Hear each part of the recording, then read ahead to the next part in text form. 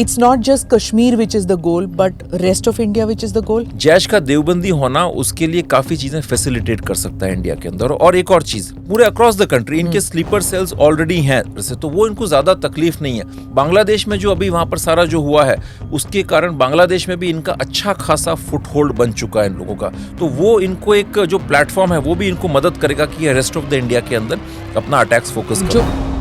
जो कई सारे मिलिटेंट्स हैं एक्टिव और फॉर्मर, उनके साथ मेरे बड़े कॉन्वर्सेशंस हुए हैं, तो आईएसआई का काम करने का तरीका बहुत डिफरेंट है। वो लोग इसको एक रिलीजियस मिशन की तरह लेते हैं इस चीज़ को। उनके लिए it's not a bureaucratic thing, जैसे 9 से 5 का जॉब नहीं है। उनके लिए एक तो रिलीजियस मिशन के तौर पर काम करने का उनका तरीका है। दूसरे जो है मैंडेट बहुत है उनको हर चीज़ के लिए ऊपर से परमिशन नहीं लेनी पड़ती। Why don't we get as many partners to fight this global jihad as compared to Pakistan, जिनको पार्टनर्स इतनी आसानी से मिल जाते हैं, not just from Islamic countries, non Islamic countries? Israel हमारा दोस्त है। हम आज तक हमास को टेररिस्ट ऑर्गेनाइजेशन डिक्लेयर नहीं किया है हमने। क्या मजबूरी आपकी बताइए? हमास कश्मीर में आके सरेआम लश्कर वालों से मिल रहा है, उनको ट्रेनिंग दे रहा है। It is only the geographical location of Pakistan. There is no ideological connection or any kind of a ethical or moral connection between Pakistan and China. Internal problems में उलझा के रखने का बेस्ट तरीका क्या है? कश्मीर है, उसके अलावा और आपकी जो रेस्ट ऑफ द कंट्री में भी जो इंटरनल सिक्योरिटी को लेकर के इश्यूज हैं, हिंदुस्तान को आप उसी में उलझा के रखो। Keep it on the boil. Yes, तो चाइना के लिए पाकिस्तान की ये यूटिलिटी है।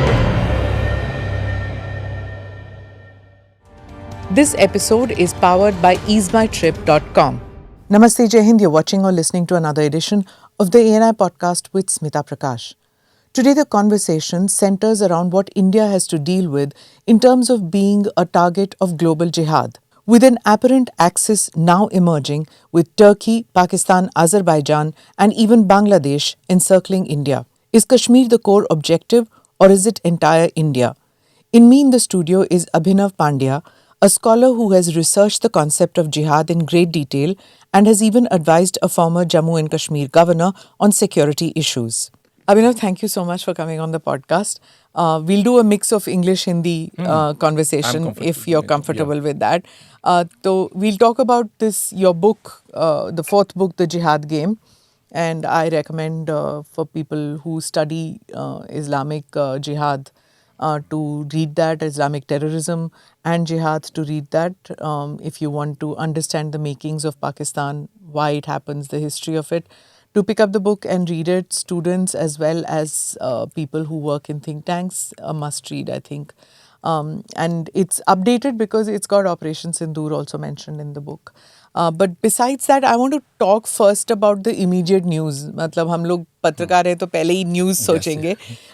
The recent attacks, the coordinated attacks which happened in Balochistan. And Pakistan is saying कि almost 150 militants उन्होंने मारे हैं. And of course they are blaming India for it, and they've even named some terror groups. The Baloch rebels are saying कि they were these women Fidain combatants this time, not just Fidain but women combatants in the on the field. और they weren't just normal जैसे पहले होता था कि एक convoy को उड़ा दिया, ये अंदर घुसे हैं inside army camps. They've gone into strategic locations. मतलब इन्होंने काफ़ी रेकी करके फिर अटैक किया है. How do you see this, this recent attack? Do you see it differently कि ये जो अटैक है ये पिछले अटैक्स के मुताबिक ये अलग ही लेवल का है, एंड ये क्या इंटेलिजेंस फेलियर पाकिस्तान की तरफ से कह सकते हैं? Didn't the ISI know that they are revving up? क्या हुआ, क्या था? Thank you very much Smita ji, आपने इनवाइट किया। No definitely it's a pleasure, it's an honour जी।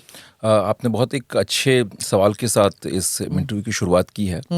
बलूचिस्तान वाला इशू, बलूचिस्तान के कॉन्टेक्स्ट में मैं ये देख रहा हूँ कि over the last few years उनके जो उनके जो ग्रुप्स हैं, फ्रीडम फाइटर्स हैं, मोस्टली जो इंसर्जेंट ग्रुप्स हैं बलूच, वो प्रोफेशनलिज्म में और अपनी काम की जो दक्षता है उसके अंदर उनका एक क्वालिटी बहुत बढ़ती जा रही है उनके अंदर।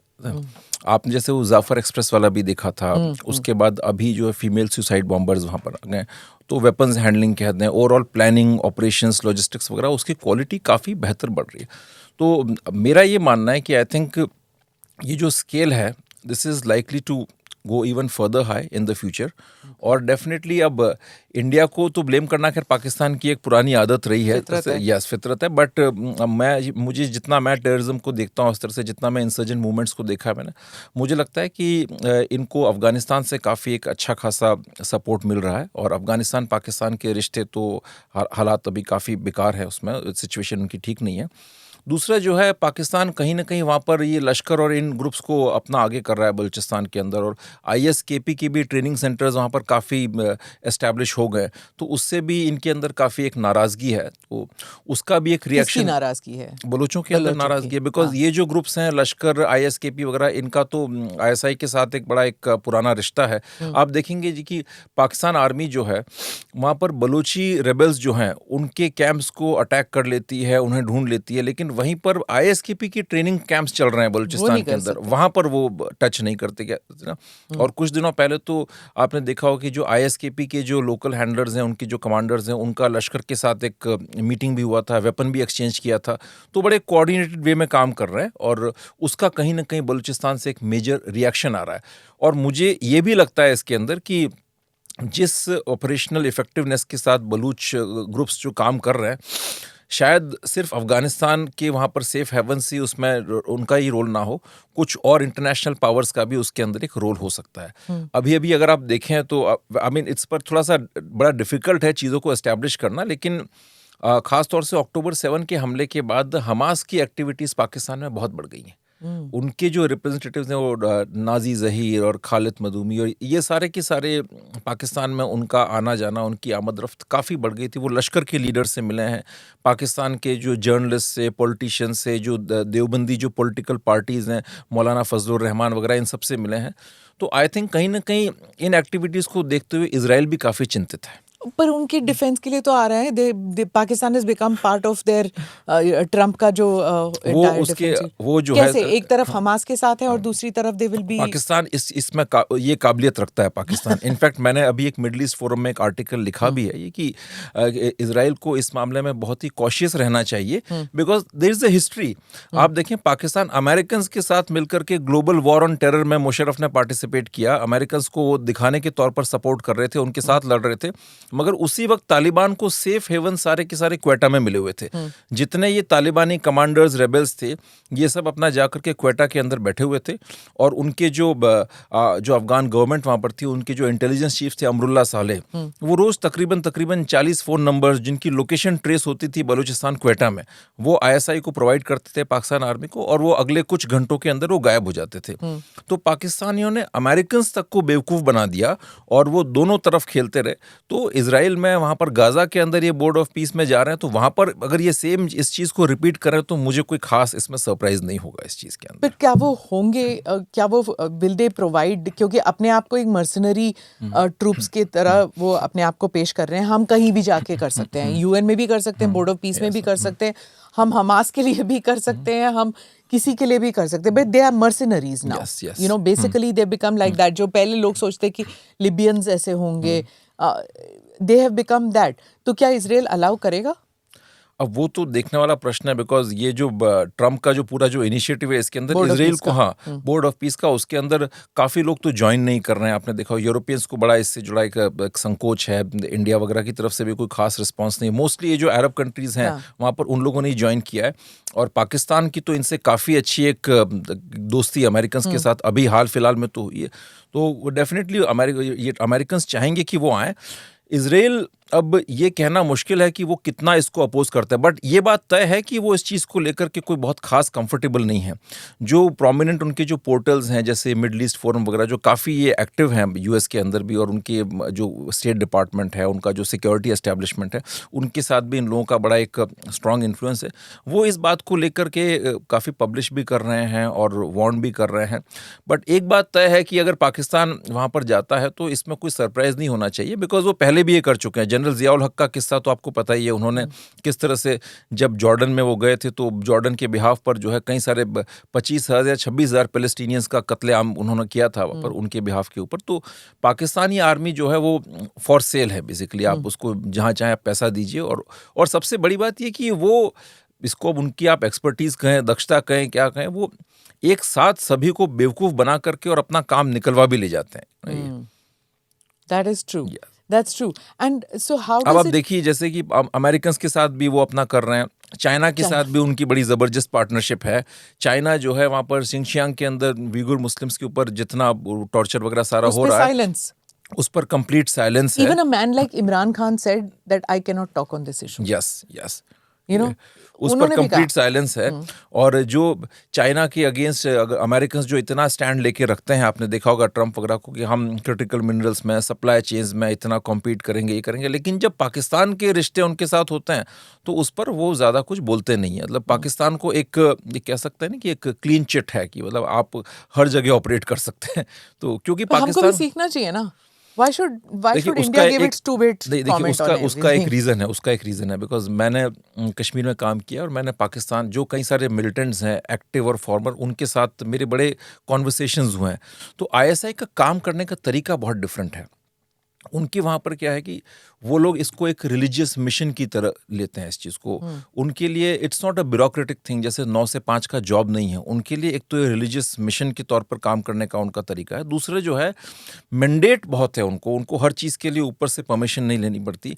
हमारे यहाँ पर चीज़ें बहुत ही ब्यूरोक्रेटाइज्ड हैं और वहाँ पर ISI Pakistani army supremely powerful है। ऐसा नहीं है कि उसको कोई आपका फॉरेन मिनिस्टर का कोई डिप्लोमेट या ब्यूरोक्रेट उसको उसकी बात को खारिज कर देगा, वो कर देगा, वैसा नहीं है। उनके पास मैंडेट बहुत है जैसे।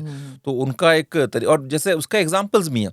आप जैसे हमारे यहाँ पर देखेंगे तो ये हुर्रियत के जो छोटे मोटे जो नेता थे आपके गिलानी विलानी, उनको हमने कितना सर पे चढ़ा रखा था, चाहे वो यासीन मलिक और वो पीओके में आप जा करके देखें पाकिस्तान ऑक्यूपाइड कश्मीर के अंदर, तो जो सैयद सलाउद्दीन है या जो उसका जो डेप्यूटी था पीर आमिर वगैरह, उनसे आईएसआई का एक सूबेदार या मेजर रैंक का अफसर बात करता था, उससे ऊपर का अफसर उनको एंटरटेन ही नहीं करता था। और हमारे यहाँ प्राइम मिनिस्टर भी मिले थे। हाँ, हमारे यहाँ तो प्राइम मिनिस्टर ही मिले थे।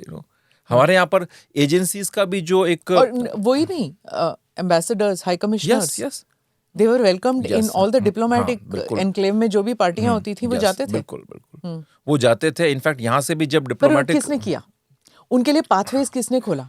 वो अमेरिकन एम्बेसी ने जब किया तो उसके बाद तो पाथवेज खुला ना? सारे खुल गए। जो इनकी जब रिप्रेजेंटेटिव्स वहाँ पर जाते थे तो ये अपनी सॉब स्टोरीज वहाँ पर जाकर के सुनाते थे। और एक चीज़ है, मतलब इसको अदरवाइज मत लीजिएगा आप, लेकिन जनरली जो जिहाद का जो कॉन्सेप्ट है उसके अंदर जो नैरेटिव वॉर जो है उसकी भी बड़ी अहमियत है। तो कुरान में अंदर एक अल तकिया का भी कॉन्सेप्ट है कि भाई आप जो है से मतलब डिसेप्शन को किस तरह से यूज़ किया जाएगा। तो वो उसको अगर आप एक्सपैंड जब करते हैं तो वो आज के दौर के अंदर बैटल ऑफ परसेप्शन और नैरेटिव्स के लिहाज से बड़ा इंपॉर्टेंट हो जाता है कि आप डिसेप्शन किस तरह से क्रिएट करते हैं। तो जब ये कश्मीर में आते थे तो वहाँ पर वो अपने छोटे छोटे बच्चों को साहब ये स्टोन पेल्टिंग हुई है, अपनी रोने धोने वाली शक्ल बना करके आपको ऐसे रोना है, ये करना है, ये कहानियाँ सुनानी है जा करके। तो वो उस चीज़ के अंदर उनको आदत है उस चीज़ की। तो बाहर उसका और वो कोई नई बात नहीं है, नहीं, कोई बिल्कुल नई बात नहीं, पहले से चलता है पहले से। और देखिए बाहर की तो एंटिटीज़ हैं ही जो इस चीज़ को थोड़ा फ्लेयर अप करना चाहती हैं, सपोर्ट करना चाहती है। जैसे 370 जब एब्रोगेट हुआ उसके बाद आपने देखा होगा टीआरटी वर्ल्ड जो है टर्की का, वो काफ़ी आर्टिकल्स पब्लिश कर रहा था। अब एक आर्टिकल के यहाँ पर इनको $1000, किसी को $800 इस तरह के दिए जाते थे और उसमें आप अपना सारा रोना रोइए। तो एक ये कह सकते हैं कि इंटरनेशनल सपोर्ट सिस्टम है जो इनको मदद करता है। और शायद कहीं ना कहीं हमारी जो अप्रोच रही है, एक ख़ास तौर से मैं इंटेलिजेंस के लेवल पर मैं ज़्यादा इसको कहूँगा बिकॉज उन्हीं का मेन काम है, तो वो अंडरस्टैंडिंग बड़ी फ्लॉड रही है। हम लोगों का तरीका ये रहा है कि आप उनको बुलाइए, चाय पिलाइए। मतलब कश्मीर में ये कहा जाता है कि साहब अगर दिलों को जीतिए, हाँ दिलों को जीतिए नो, कि आपका अगर आईएसआई नाराज होगी तो वो गोली मरवाएगी। जैसे उसको शुजात कादरी को मारा, ठीक है, बाबर कादरी जो लॉयर था में डाल के, हाँ बिल्कुल, कश्मीर डिसअपियर, यस। और कश्मीर के अंदर भी जैसे जो शुजात कादरी जो जर्नलिस्ट था उसको थोड़ा सा क्रॉस हुआ इनके साथ, उसको गोली मार दी। एक बाबर कादरी लॉयर था, उसको गोली मार दी इन लोगों ने। तो वहाँ पर लोगों को मैसेज क्लियर है कि अगर आप आईएसआई को क्रॉस करते हैं तो वो आपको गोली मरवाएगी। कल को कोई रैंडम आदमी आकर के, कोई मिलिटेंट आकर के, टेररिस्ट आके आपको मार के चला जाएगा। लेकिन अगर इंडिया को नाराज करे तो क्या होगा कि साहब आपको आईबी चाय पर बुलाएगी, उसके बाद आपको पूछेंगे इंडिया इंटरनेशनल सेंटर में कॉन्क्लेव में बुलाएंगे, आप हमारे लिए कुछ करिए, ये करिए, आप ये इस तरह का स्टेटमेंट दीजिए। अब उसमें होता क्या है कि आईएसआई वही चाहती है, आईएसआई ये बोल के रखती है कि भाई आप जो है ना हमारे काम का ही वही आदमी है जिसका उधर पेनिट्रेशन है, आपकी एजेंसीज के अंदर, तो वो कहते हैं कि सबसे पहले जाकर के आप उन लोगों से दोस्ती करो, फिर हमारे पास आओ। अब यहाँ पर होता ये कि जनरली जब वो थोड़ी सी अच्छी मीठी मीठी बातें करते हैं, कोई शॉल लेके पहुंच गया, कोई बेकरी आइटम लेके पहुंच गया अफसरों के पास जाकर के, और नहीं जनाब हम तो जो है बिल्कुल एकदम हिंदुस्तान के साथ में हैं, पाकिस्तान से हमारी मुखालफत है, हम तो बिल्कुल नहीं चाहते, ऐसी चिकनी चुपड़ी बातें करने में बड़े एक्सपर्ट हैं। और हमारे लोग फिर उन बातों में बहला फुसला भी लेते हैं, उन बातों में आ भी जाते हैं। अब मैं आपको एक सिंपल सा एग्जांपल देता आपने हूं। ग्राउंड रिपोर्टिंग की है कश्मीर में, आप ऐसे लोगों से मिले हैं, बहुत आपकी बहुत किताबों में भी है Yes, ये। मैं आपको एक एग्जांपल और दूंगा कि हमने 2019 के अंदर जमाते इस्लामी पर बैन लगाया था, ठीक है ना। जमाते इस्लामी पर बैन लगाया तो पीडीपी ने उसके खिलाफ जो है प्रोटेस्ट करना शुरू किया। तो मेरी एक पीडीपी के एक बड़े नेता से बात हो रही थी, काफ़ी फेमस व्यक्ति है, मैं नाम नहीं लेना चाहूँगा, और काफ़ी जो है सरकार के भी, बीजेपी के भी बड़े प्रिय रहे एक ज़माने के अंदर, वो कहते हैं ना। तो उनका आर्गुमेंट था कि सर आप समझ नहीं रहे, अगर हम प्रोटेस्ट नहीं करेंगे ना तो प्रोटेस्ट आपकी हुर्रियत वाले करेंगे, और ये एजेंडा जो है इसको, इस नैरेटिव को हाईजैक कर लेगा सेपरेटिज्म। हम लोग मेन स्ट्रीम पॉलिटिकल पार्टी, अगर हम लोग कर रहे हैं तो फिर भी ये इंडियन कॉन्स्टिट्यूशन, इंडियन इंटीग्रिटी के दायरे में रहता है। अब मतलब इस आर्ग्यूमेंट की कहते हैं ना कॉम्प्लेक्सिटी और घुमाने का लेवल आप देखिए क्या। तो मैंने कई सारे कश्मीर एक्सपर्ट्स को बोलते हुए देखा है हाँ। कि जो मेन स्ट्रीम वालों हैं उनको करने दो, ताकि अगर वो उनको करते रहेंगे तो this is within the democratic framework of the country. Mainstream ही असल बीमारी है कश्मीर की। कश्मीर की असल जो रोग है वो डबल ब्लैकमेल करते हैं। वो दिल्ली को कहते हैं कि साहब अगर आपने हमें सपोर्ट नहीं किया तो यहाँ पर आपका झंडा फहराने वाला कोई नहीं है, ठीक है। और वहाँ का आवाम को जाकर के कहते हैं कि अगर आप लोगों ने हमारे साथ कहते हैं ठीक नहीं किया, हमें सपोर्ट करके नहीं रखा, नहीं जिताया, तो दिल्ली यहाँ पर बीजेपी आ जाएगी और दिल्ली यहाँ पर आके कत्लो गारत करेगी क्या ये। और उस पूरे गैप के बीच में वो अपना इतना पैसा उन्होंने बनाया है सर से, और अनाप शनाप प्रॉपर्टीज़ यहाँ पर हैं, गल्फ में उनकी प्रॉपर्टीज़ हैं, लंदन में उनके बंगले हैं, इंटरनेशनल कनेक्शंस उनके पूरे हैं। और वो कॉन्फ्लिक्ट को, स्टोन पेल्टिंग को वो लोग जिंदा रखते हैं। स्टोन पेल्टिंग, जहाँ पर पता चला कि वोट नहीं मिल रहा है वहाँ पर पत्थरबाजी करवा दी जा करके, कॉन्फ्लिक्ट थोड़ा सा कम हो रही है तो उसको रैंप अप करवा दिया। जैसे आपने देखा होगा बीच में जब मुफ्ती गवर्नमेंट थी, जो इनका अलायंस बन के जो गवर्नमेंट बनी थी, उसके बाद बुरहान वानी जो था उसका जो एनकाउंटर हुआ, तो उसके बाद इनके स्टेटमेंट्स आप देख लें, 370 के हटने के पहले इनके स्टेटमेंट्स देख लें। मैडम ने कहा था, महबूबा मुफ्ती जी ने, कि भाई अगर आपने हटा दिया तो जो हटाएगा उसके हाथ जला दिए जाएंगे कश्मीर के अंदर 370। तो प्रॉब्लम कौन क्रिएट कर रहा है? यस, खून की नदियां बहेंगी। ये काम परवेज मुशर्रफ ने बेसिकली शुरू किया था। तो उन्होंने कहा था कि जो कश्मीर मेन स्ट्रीम पॉलिटिक्स है उसके अंदर पेनिट्रेशन पाकिस्तान का परवेज मुशर्रफ के दौर से शुरू हुआ है। तो उन्होंने कहा कि अब आप हमारे साथ लाइन अप कीजिए, और इनकी रेगुलर बातचीत होती रहती है। कई बार इनके फोन कॉल्स इंटरसेप्ट हुए हैं उस तरह बात करते हुए। जिया के टाइम पर थोड़ी सिचुएशन अलग थी। जिया के टाइम पर एक्चुअली क्या था कि एक तो वो लोग हारे थे 1971 में, हमसे बुरी तरह हारे हुए थे। उनकी फौज का मोराल जबरदस्त डाउन था, और दूसरा इंदिरा गांधी का एक बड़ा खौफ था उनके दिमाग में कि ये पता नहीं क्या कर लेगी। तो जनरल जिया इन चीज़ों को बड़ा समझता था। जनरल जिया को वहाँ पर मर्द मोमिन कहते हैं उसको। तो वो इन चीज़ों को बड़ा समझता था। तो उसने अब ये किया कि धीरे धीरे जो है ना कैपेबिलिटीज़ को बिल्डअप करना है, और ऊपर से आप बहुत ही एक स्वीट अपना जो है ना शुगरी फेस रखें, और जिहादिस्ट स्टेट बनाना। हाँ, वो जनरल जिया ने किया। लेकिन क्या ये आसिम मुनीर ने अपने आप को जनरल जिया के मोल्ड में लगाया है अपने आप को? आपने बड़ा अच्छा सवाल पूछा। आसिम मुनीर जो है जनरल जिया प्लस परवेज मुशर्रफ और थोड़ा सा कुछ और। हाँ, उससे भी ज्यादा खूंखार। यस, खुराफाती जो है ना वो ये है। तो जनरल जिया की हम बात कर रहे थे, तो मीसना जो कहते हैं पंजाबी में या हिंदी में। तो हाँ, चालाक भी है, डेंजरस भी है, और शातिर, जो इंटरनेशनली आप देख रहे हैं किस तरह से वो ट्रम्प को भी साथ मिला लिया है, और आपका जो है चाइना के साथ तो है ही उनका, उधर अपना एक सऊदीज के साथ एक पैक्ट बना लिया है। अभी सुन रहे हैं कि टर्की भी शायद इनको ज्वाइन करने वाला है, अपना JF-17 हर जगह बेच रहे हैं जा करके। तो ये चीज इसको कुछ खूबियां तो है ही। जी। सो यू फील कि पाकिस्तान आज के दौर में जो क्रॉस बॉर्डर टेररिज्म है उसको एक जिहादी एलिमेंट देकर, it's not just Kashmir which is the goal but rest of India which is the goal, है ऐसा? बिल्कुल। देखिए पाकिस्तान के अंदर दो चीज़ें हैं। एक तो आप मान के चलें कि एक इसका एक जियोपॉलिटिकल डायमेंशन है कि और जो टेररिज्म को जो है एक स्टेट की अपनी ताकत को बढ़ाने के लिए, बिकॉज उनको पता है कि वो कन्वेंशनल वॉर में कभी हमसे जीत नहीं पाएंगे। और उसके अलावा भी जो है क्या वो मानते हैं इसको? वो जानते हैं इस चीज़ को, ऊपर से नहीं मानेंगे लेकिन वो जानते हैं इस चीज़ को। देखो देखिए इंडिया एक काफ़ी बड़ा कंट्री है, तो वहाँ पर भी जो इन चीज़ों को जो एनालाइज करते हैं देखते हैं वो लोग इस चीज़ को अंदर से मानते क्योंकि हैं। सिंदूर को तो वो they think that they have one. वो उनका देखिए वो नैरेटिव, उस पर मैं क्या वो आऊंगा। सिर्फ नैरेटिव है क्या, या वो मानते मैं हैं उस इसको? चीज़ पर मैं आऊंगा। ठीक है, पहले ये हाँ, करते थे। बिल्कुल। हाँ, तो सॉरी मुझे थोड़ा सा क्वेश्चन मिस आउट हो गया, आप बताएं। नो कि जो पाकिस्तान जो कर रहा था कि क्या सिर्फ हाँ, कश्मीर all over मकसद India, था yes, या yes, फिर पूरा yes. हिंदुस्तान मकसद तो है पाकिस्तान कि उसको हड़प लेना है? पाकिस्तान के केस में दो चीज़ें हैं। इंडिया के साथ तो उनकी एक पैथोलॉजिकल हेट्रेड है, ठीक है सर ना, वो किसी भी रैशनैलिटी को जस्टिफाई उससे आप नहीं कर सकते। वो दिल से जो एक नफरत निकल के आती है कि भाई हमने यहाँ पर हुकूमत की है, हम यहाँ से निकाले गए ना, और तो वो चीज़ वो कहते हैं ना एक जो इंटेंस हेट्रेड वो आपको नज़र आएगी। कई बार हमारे लोग वहाँ पर जाते हैं तो उनको लोग कहते हैं कि साहब हमें बड़ा अच्छा प्यार से उन्होंने रिसीव किया, सड़कों पर जो है हमें तो हमसे पैसा नहीं लिया। किसी भी शॉप में जाते थे तो जैसे जो यहाँ से सेंट स्टीफेंस कॉलेज मेरा ही कॉलेज है, तो वहाँ से जब कुछ बच्चों का स्टूडेंट्स का दल वहाँ पर गया था तो जनरल ज़ियाउल हक ने बड़ी खातिर की उनकी उस वक्त, जो है ना, उनको स्टेट प्लेन के अंदर घुमाया और ये सारे की सारी चीज़ें की। तो वो जो आप जो सामने जो प्यार देख रहे हैं ना, वो भी उनकी एक इंटेंस नफरत का एक अलग तरह का मैनिफेस्टेशन है। तो हिंदुस्तान के खिलाफ तो उनको ये है कि भाई अगर बाहर हमें भीख मांगनी पड़े, कुछ भी करना पड़े, लेकिन इंडिया के आगे नहीं झुकना है। और इंडिया को वो ये जो उनकी जो कटिंग थ्रू 1000 ब्लड वाली स्ट्रैटेजी है उसके थ्रू परेशान वो करते रहेंगे। It is not just Kashmir.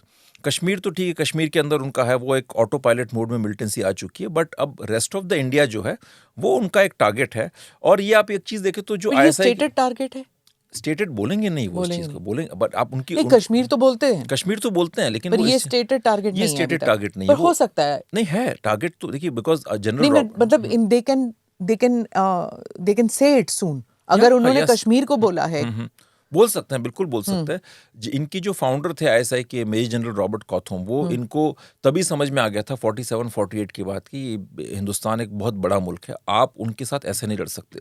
तो जो प्रॉक्सी वॉर जो है इंडिया कबायली अटैक से लेकर आज तक, उसके कबायली अटैक में जो राउट हुआ उसके बाद ही कि इनको समझ में आ गया था कि वहां पर जो रिलीजियस डिवाइड है, रीजनल फॉल्ट लाइंस हैं, कास्ट रिलेटेड फॉल्ट लाइंस हैं, आप उनके ऊपर खेलना शुरू कीजिए। तो उनका आई थिंक उस जमाने के अंदर भी नॉर्थ ईस्ट में भी एक कॉन्सुलेट मेंटेन करते थे वो से। और ये सारी चीज़ें लोग मानते हैं कि प्रॉक्सी वॉर पाकिस्तान का 1990 में शुरू हुआ। मैं इस चीज़ से एग्री नहीं करता। इनफैक्ट ये जो आइडिया तो था उनका 1947-48 के आसपास ही आ गया था। फिर आप उनके मिलिट्री मैनुअल्स वगैरह पढ़ें तो उसके अंदर इस बात को मुसलसल इस बात पर जो है एक तवज्जो दी गई कि आप इस चीज़ को करें, प्रॉक्सी वॉर इंडिया के अंदर। इनफैक्ट वेपन्स की स्मगलिंग तो कश्मीर के अंदर 49-50 में ही हो रही थी। जो कई सारे जो थे नेशनल कॉन्फ्रेंस की जो सेपरेटिस्ट टाइप के लोग जो थे वो उसमें इन्वॉल्व थे। मेरी किताब के अंदर मैंने जिक्र भी किया है उनका। फिर आप आके देखें 65 के अंदर भी जो है उन लोगों ने, उनका यही प्लान था कि अंदर से हम लोग अंदर जाएंगे तो अंदर लोकल इंसर्जेंसी हमें सपोर्ट कर देगी। फिर टेररिस्ट ऑर्गेनाइजेशंस 1965 के अंदर वहाँ कश्मीर में मिलिटेंसी शुरू हो गई थी। तो 70s में भी अल फतेह और ऐसे ऐसे बड़े टेररिस्ट ऑर्गेनाइजेशंस कश्मीर में थे जिनके बारे में ज़्यादा आज कोई बात नहीं करता। जो ये हाशिम कुरैशी और ये सारे के सारे जो पुराने टेररिस्ट ऑर्गेनाइजेशंस, मतलब टेररिस्ट कैडर्स हैं ना उनके, मकबूल भट्ट, अमानुल्लाह खान, ये सब तो 1988 से पहले के लोग हैं। ये लोग तो 1980s में 70s में बड़े इफेक्टिव थे। फिर पंजाब के अंदर जो मिलिटेंसी को सपोर्ट कर रहे थे वो 70s में कर रहे थे। तो ये उनके दिमाग में ये चीज़ें बड़ी क्लियर थी, शुरू से क्लियर थी। हम लोग शायद इन चीज़ों को समझ नहीं पा रहे थे। और हमारे यहाँ पर हमारे यहाँ एक I don't know what to call this, कि हम सोचते थे कि अब ये इस मुल्क के पास पैसे नहीं है तो ये अब इंसर्जेंट्स को भेज नहीं पाएंगे, they will not be able to do cross border terrorism, तो इट्स नॉट पॉसिबल, फंड्स नहीं हैं, और America is also not interested in funding it, और it is lost interest Afghan war के बाद, ये ख़त्म हो गया, they are not interested in it. But ये ऐसे हुआ नहीं, ऐसा नहीं हो सकता था। बिकॉज देखिए बात ये कि इन्होंने जो पूरा जो 80s का जो दौर जो था, इस तरह से जो अफगानिस्तान में जो इंटरवेंशन था, तब पाकिस्तान ने इसको बिजनेस बना लिया। उनके पास पैसे आते थे, सऊदी से काफ़ी पैसा, की जो पेट्रोल डॉलर्स वहाँ से आते थे, अमेरिकन फंडिंग थी। तो उसमें से वो एक अच्छा खासा जो है ना एक पूरा प्रॉफिट निकाल के रखते थे जो ज़रा, तो वो पैसा उनके पास काफ़ी हो गया था। फिर जो ये जो ड्रग स्मगलिंग जो है, आईएसआई का तो सारा मेन फंडिंग सोर्स क्या है आपका, नार्कोटिक स्मगलिंग रहा उनके पास, और उसके लिए उनको मैंडेट है 91-92 के अंदर। तो उनके नवाज शरीफ वगैरह के इंटरव्यूज़ में बाकायदा आईएसआई का सारा पैसा उन्होंने इसी से कमाया है, ड्रग से। तो पैसे की उनको ऐसा कोई कमी थी नहीं। सेकेंडली, आप पैसे की आप बात करते हो तो, और पैसा कोई बहुत ज़्यादा लगता भी नहीं है। देखिए उसमें दो चीज़ें हैं। एक तो मेन रैशनल ये था कि 1989 के बाद जो ना, जब अमेरिकन अफगानिस्तान से चले गए थे, रशियंस चले गए थे, तो उनको ये लगा कि हिंदुस्तान इतना बड़ा एडवर्सरी है, अब वेस्टर्न पावर्स को यहाँ पर कोई खास इंटरेस्ट नहीं है, तो हमें इसको एडवर्सरी को कन्वेंशनल वॉर में फेस करना पड़ेगा। तो बेटर ये कि आप हिंदुस्तान की आर्मी के एक बहुत बड़े पोर्शन को कश्मीर में उलझा के रखो। तो इसीलिए उनके लिए कश्मीर में टेररिज्म को स्टार्ट करना तो एक ज़रूरी चीज़ थी। उसकी प्लानिंग जिया के टाइम में ही हो चुकी थी, और उस वक्त इनके पास रेडी इंफ्रास्ट्रक्चर था, बिकॉज सारे के सारे वो जो हार्डकोर देवबंदी टेररिस्ट थे, हरकतुल जिहादुल इस्लामी, हरकतुल मुजाहिदीन, वो सब जॉबलेस थे। ठीक है, वो मदरसों के अंदर सूडान से भी तो लेके आए थे, सूडान से भी थे उस वक्त का जो, तब तो टर्की से भी टेररिस्ट कश्मीर के अंदर आए हैं। ये जो देवबंदी जो वहाँ पर जो मदरसे हैं, मदरसा बिनौरिया और जो मदरसा है हकानिया वगैरह, वो तो ग्लोबल नर्सरीज हैं जिहाद की, तो वो कभी इनको कमी नहीं थी। बांग्लादेश के लोग उसमें थे उसमें, तो ये लोग कश्मीर में आते थे, आपने इनको लॉन्च कर दिया। और आपको पैसा देखिए, जब आपके पास एक सिस्टम है, रेडी रिक्रूट्स का सिस्टम है, उसके बाद पैसा कोई बहुत बड़ी प्रॉब्लम नहीं होती है। आप पैसे के अंदर आपको क्या करना है, आपको उसको एक AK-47 देनी है। AK-47 दर्रा खेल में जो बनती है, उसकी कीमत तकरीबन 30-40 हज़ार के आसपास होती है। जो चाइनीज़ AK-47 आती है, उसकी कीमत 50-60 हज़ार के आसपास होती है। उसके बाद कुछ पैसा आप इनको और दे दें तो इनको लॉन्च कर देते हैं वहाँ पर जाकर के। और ये लोग रिलीजियस पैशन से आते हैं। मतलब सही बात तो ये कि ये जो ग्रुप्स थे, हरकतुल जिहादुल इस्लामी, हरकतुल मुजाहिदीन वगैरह, उनके लिए मरना जीना सब कुछ ये जिहाद था। अगर इस फ्रंट पर नहीं लड़ेंगे जाके तो किसी और थिएटर में जाके लड़ेंगे, यहाँ नहीं तो सब चेचनिया भेज दो, कश्मीर भेज दो, अफगानिस्तान भेज दो। जो वो उनका एक वो नज़रिया था। जो पुराने जितने भी थे ये जो मिलिटेंट्स उसमें आए थे अर्ली फेज के अंदर 90s में, सज्जाद अफगानी वगैरह, ये सब तो अफगानिस्तान ट्रेंड थे। अच्छा, जो पहलगाम में हुआ वो, what is the difference between वो लोग जो आए हैं अभी लेटेस्ट जो आए हैं 2025 वाले और जो पहले आते थे, इस वाले में कोई फर्क है? आप मैं उस पर आ रहा हूँ ना। एक आपने पहले क्वेश्चन किया था कि जो रेस्ट ऑफ द इंडिया के अंदर, तो रेस्ट ऑफ द इंडिया के अंदर ये लोग बिल्कुल टारगेट करेंगे। और अभी ये मानते हैं कि आज एक बिल्कुल सही मौका है, बिकॉज जिस तरह से हमारे देश के अंदर भी जो रेडिकलाइजेशन बढ़ा है, हमारे देश के अंदर particularly among the overwhelming segment of Muslim population, मैं नहीं कहता सबकी बात मैं नहीं करता, बट एक बड़ा तबका है उनके अंदर, एक तो इस्लामिस्ट रेडिकलाइजेशन बहुत बड़ा है। उसका एक कारण ये कि उनका जो सोशल मीडिया के थ्रू जो online radicalization, exposure to West Asia, फिर एक परसेप्शन उनके दिमाग में गलत है कि बीजेपी गवर्नमेंट एंटी मुस्लिम है, जबकि ऐसा बिल्कुल नहीं है। हम तो अगर आप ऑब्जेक्टिवली देखें तो मुझे तो ऐसा एक भी स्टेप आज तक नज़र नहीं आया जो इनकी मुस्लिम कम्युनिटी के खिलाफ सरकार का कोई स्टेप हो। लेकिन ये परसेप्शन इनके दिमाग में है जिसको पंप किया गया है, इनकी जो ग्लोबल इस्लामिस्ट लॉबीज़ है उन्होंने भी पंप किया गया है। तो इनको ये लगता है पाकिस्तानियों की, आई थिंक ये एक बहुत बेहतरीन मौका है जब इंडिया के अंदर आप जो है across the country sleeper cells recruit कर सकते हैं और ये सब चीज़ें कर सकते हैं। सेकेंडली, आप अगर जैश ए मोहम्मद को देखें तो जैश ए मोहम्मद तो पहले अयोध्या में भी अटैक किए थे, लश्कर के भी अहमदाबाद में भी अटैक्स हुए हैं, पूरे अक्रॉस द कंट्री इनके स्लीपर सेल्स ऑलरेडी हैं वैसे, तो वो इनको ज़्यादा तकलीफ नहीं है। बांग्लादेश में जो अभी वहाँ पर सारा जो हुआ है उसके कारण बांग्लादेश में भी इनका अच्छा खासा फुटहोल्ड बन चुका है इन लोगों का, तो वो इनको एक जो प्लेटफॉर्म है वो भी इनको मदद करेगा कि रेस्ट ऑफ द इंडिया के अंदर अपना अटैक्स फोकस करें। जो पहले करते थे हुजी वगैरह के थ्रू, हुजी के थ्रू, और अब लश्कर का भी अभी तो बांग्लादेश के अंदर आप देखिए कितना उनका पेनिट्रेशन है, जमात इस्लामी वहाँ पर है। तो ये अगर कोई इस गलत फहमी में कि अगर ये रेस्ट ऑफ द इंडिया में नहीं करेंगे तो आई थिंक हम लोग एक डिल्यूजन में रह रहे हैं। मैं आपको एक छोटा सा एग्जाम्पल दूंगा। मैं उदयपुर से आता हूँ। उदयपुर के अंदर एक कन्हैयालाल टेलर था, उसका कत्ल हुआ, ठीक है सर से, ब्लास्फेमी वाले मैटर के अंदर 2 लोकल लड़के पकड़े गए उसके अंदर जिन्होंने कत्ल किया था बड़े ब्रूटल तरीके से, जैसे आईसिस स्टाइल में जो बेहेडिंग नहीं होती उसी तरीके से किया गया था। अब उसके बाद जब उसकी जांच पड़ताल हुई तो वहाँ पर जो बाद में आई थिंक आईजी का ट्रांसफ़र कर दिया था, नए जो वहाँ पर आए, तो इनके व्हाट्सएप चैट्स वगैरह देखे तो उसमें लंबा पाकिस्तान से कनेक्शन निकला और पता चला कि ये लोग तो 2012-2013 से ये पाकिस्तान नेपाल के रास्ते जाते थे कई सारे लोग, और वहाँ के लब्बैक मूवमेंट के कॉन्टैक्ट में थे और उनके साथ सारा इंडोक्ट्रिनेशन इस तरह का चल ही रहा था। अब ऐसे ही जैश ए मोहम्मद है, तो जैश ए मोहम्मद एक देवबंदी आउटफिट है। तो देवबंद इंडिया के अंदर भी काफी वाइड स्प्रेड है, हालांकि लद्दाख के ऊपर आई थिंक ज्यादा nobody had an eye on Ladakh that much जितना जैश ए मोहम्मद वो और हमारी गलती है ना। LET, देखिए, मैं हाँ। आपको बताऊं, चार्ली हेब्डो कार्टून्स के बाद सबसे बड़ा प्रोटेस्ट नॉर्थ इंडिया के थे, पूरे इंडिया में मान के चले, वो उदयपुर में हुआ था, सबसे बड़ा प्रोटेस्ट। और वहां बड़े नारे लगाए गए थे, सर तन से जुदा, सर तन से जुदा, गुस्ताखे रसूल की एक ही सजा, ये नारे लगाए गए थे। इनफैक्ट इसका जब कत्ल हुआ उसके 2-3 दिन पहले वो वहां पर आई थिंक जो लोकल पुलिस ऑफिसर थे उनसे मिला था। ना डीएसपी ने इंटरेस्ट लिया, ना एसपी को कोई इंटरेस्ट था, ना आईजी को कोई इंटरेस्ट था उनको। और वो जाके बोला कि ये ब्लास्फेमी का मैटर है, इसको ब्लास्फेमी के मैटर के अंदर तो अगर कहा है तो कत्ल होगा। तो वो कहीं ना कहीं एक तो लापरवाही, लैक ऑफ अंडरस्टैंडिंग और ब्यूरोक्रेटिक एरोगेंस जो होती है, वो तीनों चीजें उसमें एक रोल प्ले कर रही थी। और उसके बाद इसको मार दिया गया। अगर सोचिए, जब वो लद्दाख वाला जो सबसे ज्यादा बड़ा प्रोटेस्ट हुआ था शार्ली हेब्डो के बाद, उसी वक्त अगर हमारी एजेंसीज एक्टिव हो गई थी, क्योंकि इतने बड़े प्रोटेस्ट को आप एक दिन में नहीं ऑर्गेनाइज कर सकते। अगर आप हजारों लाखों लोगों को आप किसी जगह पर इकट्ठा कर रहे हैं तो सिक्योरिटी मैपिंग हुई नहीं। डेफिनेटली वहां पर नेटवर्क्स काम कर रहे होंगे, कोवर्ट सेल्स होंगी, जिनके कॉन्टैक्ट्स होंगे, जिनको ये पता होगा कि ये लद्दाख है क्या। तो इस चीज को उस तरीके से देखा जाना चाहिए था। एक जो कहते हैं ना प्रीएम्प्टिव इंटेलिजेंस फोरकास्टिंग जो होती है, आप जिस तरह से मैपिंग आप करते हैं, उस लिहाज से उसको देखा जाना चाहिए था। अगर देखते तो शायद वो बच जाता। इसी तरह से अब ये जो जैश वाली बात है, तो जैश एक देवबंदी ऑर्गेनाइजेशन है। देवबंद भारत में भी है। भारत के देवबंद का पाकिस्तान के देवबंद से ऑफिशियल कनेक्शन नहीं है। इंडिया का देवबंद ऑफिशियली कंडेम करता है टेररिज्म को, लेकिन जो देवबंद यहाँ का भी है, उसके जो फंडामेंटल्स हैं वो और उनके देवबंद के फंडामेंटल्स में कोई खास फर्क नहीं है। आइडियोलॉजी तो सेम रहती है ना। जब मसूद अजहर इंडिया में आया था तो सबसे पहले वो सहारनपुर देवबंद गया था दर्शन करने के लिए, फिर अयोध्या गया। यस, उसके बाद अभी जो तालिबान वाले जो यहाँ पर आए थे वो भी देवबंद गए थे। तो ये आइडियोलॉजिकल सिंपैथीज कह दीजिए आप, जो कहते हैं ना इस तरह से, और उनको आप रूल आउट नहीं कर सकते। और फिर कोवर्ट लेवल के ऊपर, हिडन लेवल के ऊपर इंटरनल नेटवर्क्स होंगे, उसको भी आप रूल आउट नहीं कर सकते।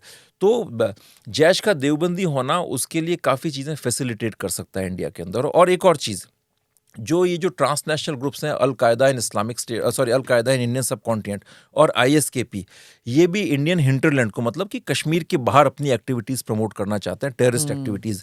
तो उसमें भी जैश इनकी मदद कर सकता है। और अगर इंडिया के हिंटरलैंड में कुछ करनी है टेररिस्ट एक्टिविटीज़, तो पाकिस्तान ये प्रेफर करेगा कि AQIS, अल कायदा इन इंडियन सब कॉन्टिनेंट और आईएसकेपी वगैरह के थ्रू ये हो, बिकॉज उससे उसको एक डिनायबिलिटी मिल जाएगी, आउटसोर्सिंग हो जाएगा। और Yes, इंडिया कोई के blame नहीं कर सकता उसको। ब्लेम। Yeah. तो ऑपरेशन सिंदूर Yes. 2.0 नहीं हो सकता, because it will B ISKP yes और इट विल बी अल कायदा सम ग्रुप। तो फिर अल कायदा तो अमॉर्फस एंटिटी है, कहाँ किसको अटैक करेंगे? वो कहेंगे साहब हम तो खुद ही इनसे परेशान हैं, हम पर ही अटैक कर रहे हैं। तो वो इस तरह की बात है। तो ये सारे जो टेररिस्ट ग्रुप्स के बीच में जो इंटरनल डायनेमिक्स होते हैं, उसको कैसे प्ले करना है, एक को चढ़ाना, दूसरे को नीचे करना, यहाँ से ये प्रॉक्सी ग्रुप खड़ा कर देना, इसमें पाकिस्तान की बड़ी एक दक्षता है। और उनको भी ये पता है कि चूंकि हमारी ऑफिशियल पॉलिसी है कि अब जो है कोई भी टेररिस्ट अटैक होगा तो उसको एक्ट ऑफ वॉर माना जाएगा, तो वो उसको उस तरह से प्ले करेंगे कि आप छोटे छोटे अलग अलग कहते हैं टिट्स एंड बिट्स में आप अटैक करवाते रहिए। अब इंडिया हर अटैक को तो जो है ये नहीं कहेगा ना कि टेररिस्ट अटैक के कैसे कह सकते हो, बिकॉज उसके लिए तो आप हर चीज़ के लिए तो वॉर करना या करना ये एक फिजिबल भी नहीं है, पॉसिबल भी नहीं। जब हम ऐसा एक डॉक्ट्रिन बना लेते हैं, उसमें लूपहोल्स भी तो देखते हैं कि क्या हमारा जो दुश्मन है उसको कैसे अपने लिए इस्तेमाल करेगा। तो इस डॉक्ट्रिन में इज दिस अ लूपहोल कि हमने जब स्टेटेड कह दिया कि it will be seen as an act of war, तो वो हमको पुश करते रहेंगे टू सच एन एक्सटेंट कि अब कर तो सही war. Yes, it is a loophole. It's a loophole, ये बहुत बड़ा लूपहोल है। अभी आपने दिल्ली में जो अटैक हुआ, ब्लास्ट हुआ, उसमें आपने ये चीज़ देखी, दिल्ली के अंदर था, उसमें क्लियर पाकिस्तान का इन्वॉल्वमेंट उसके अंदर साफ नजर आ रहा है। वो जो अहमद वागे जो मौलवी पकड़ा गया था कश्मीर के अंदर, he belongs to Jaish e Mohammad.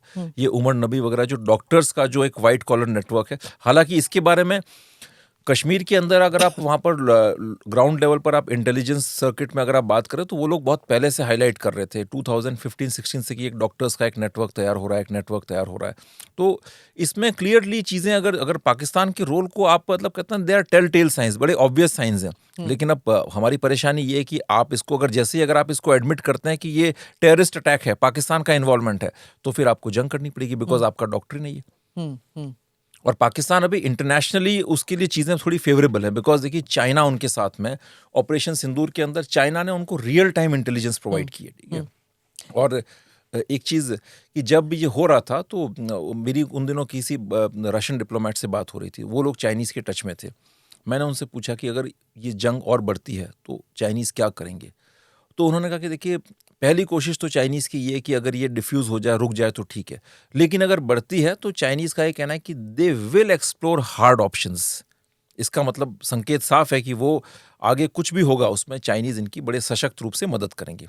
Such as already they were intelligence तो इनकी कर ही रहे हैं, इंटेलिजेंस के हिसाब से डिप्लोमेटिक मदद, उसके अलावा उनके पास साइबर टेक्नोलॉजी और साइबर कैपेबिलिटीज़ बहुत ज़्यादा हैं चाइना के पास में। अगर वो सपोज उन्होंने डिप्लॉय नहीं किया था साइबर टेक्नोलॉजी, उन्होंने डेफिनेटली किया था, लेकिन उसके लेवल बहुत ज़्यादा बढ़ सकते हैं। उसके अलावा देखिए हमारे जो आपका जो तवांग फ्रंट है या फिर जो लद्दाख फ्रंट है, वहाँ पर कुछ एक परसेप्शन के पॉइंट ऑफ व्यू से कुछ अगर चीज़ों को बॉयल कर दें या नॉर्थ ईस्ट में चीज़ों को बॉयल कर दें तो वो चीज़ ये कर सकते हैं। बिसाइड्स दैट अभी पाकिस्तान के अमेरिका के साथ भी ताल्लुकात काफ़ी अच्छे हैं उनके तो साथ अगर में। पाकिस्तान के अमेरिका के साथ ताल्लुकात इतने अच्छे हैं तो फिर चाइना क्यों मदद करेगा उनकी?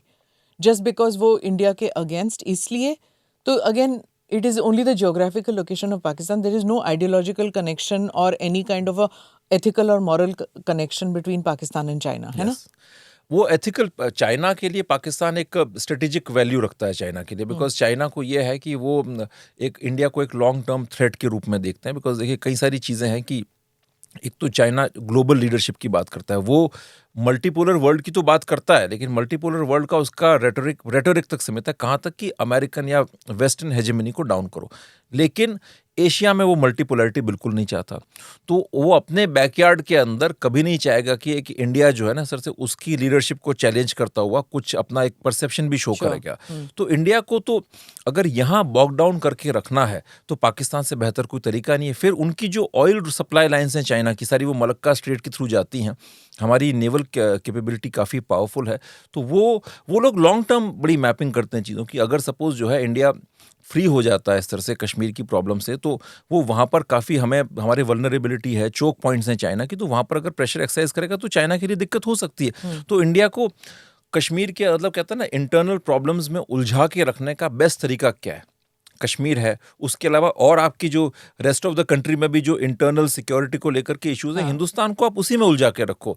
Keep it on the boil. Yes, तो चाइना के लिए पाकिस्तान की ये यूटिलिटी है। तो पाकिस्तान के लिए क्या यही पैरेलल अगर मैं देखूं, क्या पाकिस्तान के लिए भी बांग्लादेश एक यूटिलिटी हो गई है? अब 27 साल के बाद फ्लाइट्स रिज्यूम हो गई हैं, उनके मिलिट्री वाले वहाँ जा रहे हैं, Mohammad Yunus has opened up this passage, right?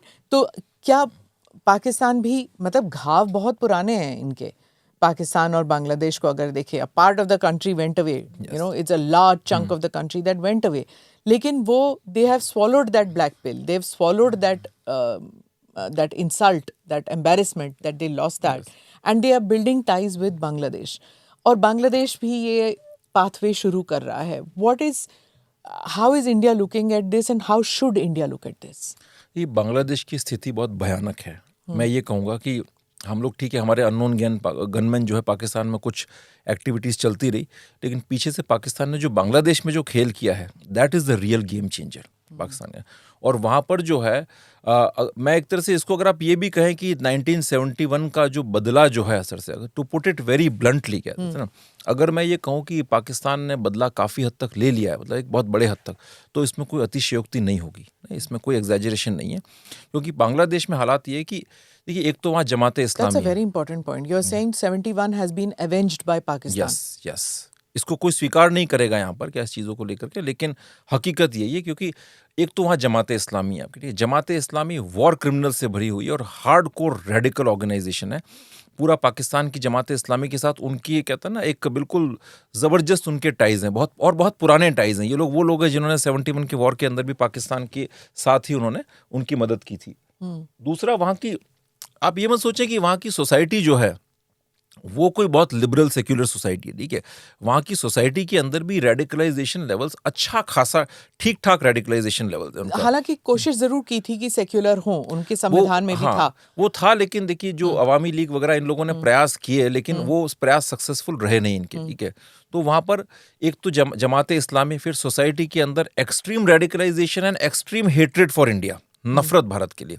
तीसरा, वहाँ पर ये जो पर क्यों ऐसे होता है? Is it only because of that जिहाद एलिमेंट? रिलीजन का है, देखिए रिलीजन, ये उसके अलावा और कुछ नहीं है? मतलब उनके लिए, उनकी आज़ादी के लिए, एक आज़ाद मुल्क बनने में भारत ने मदद की थी।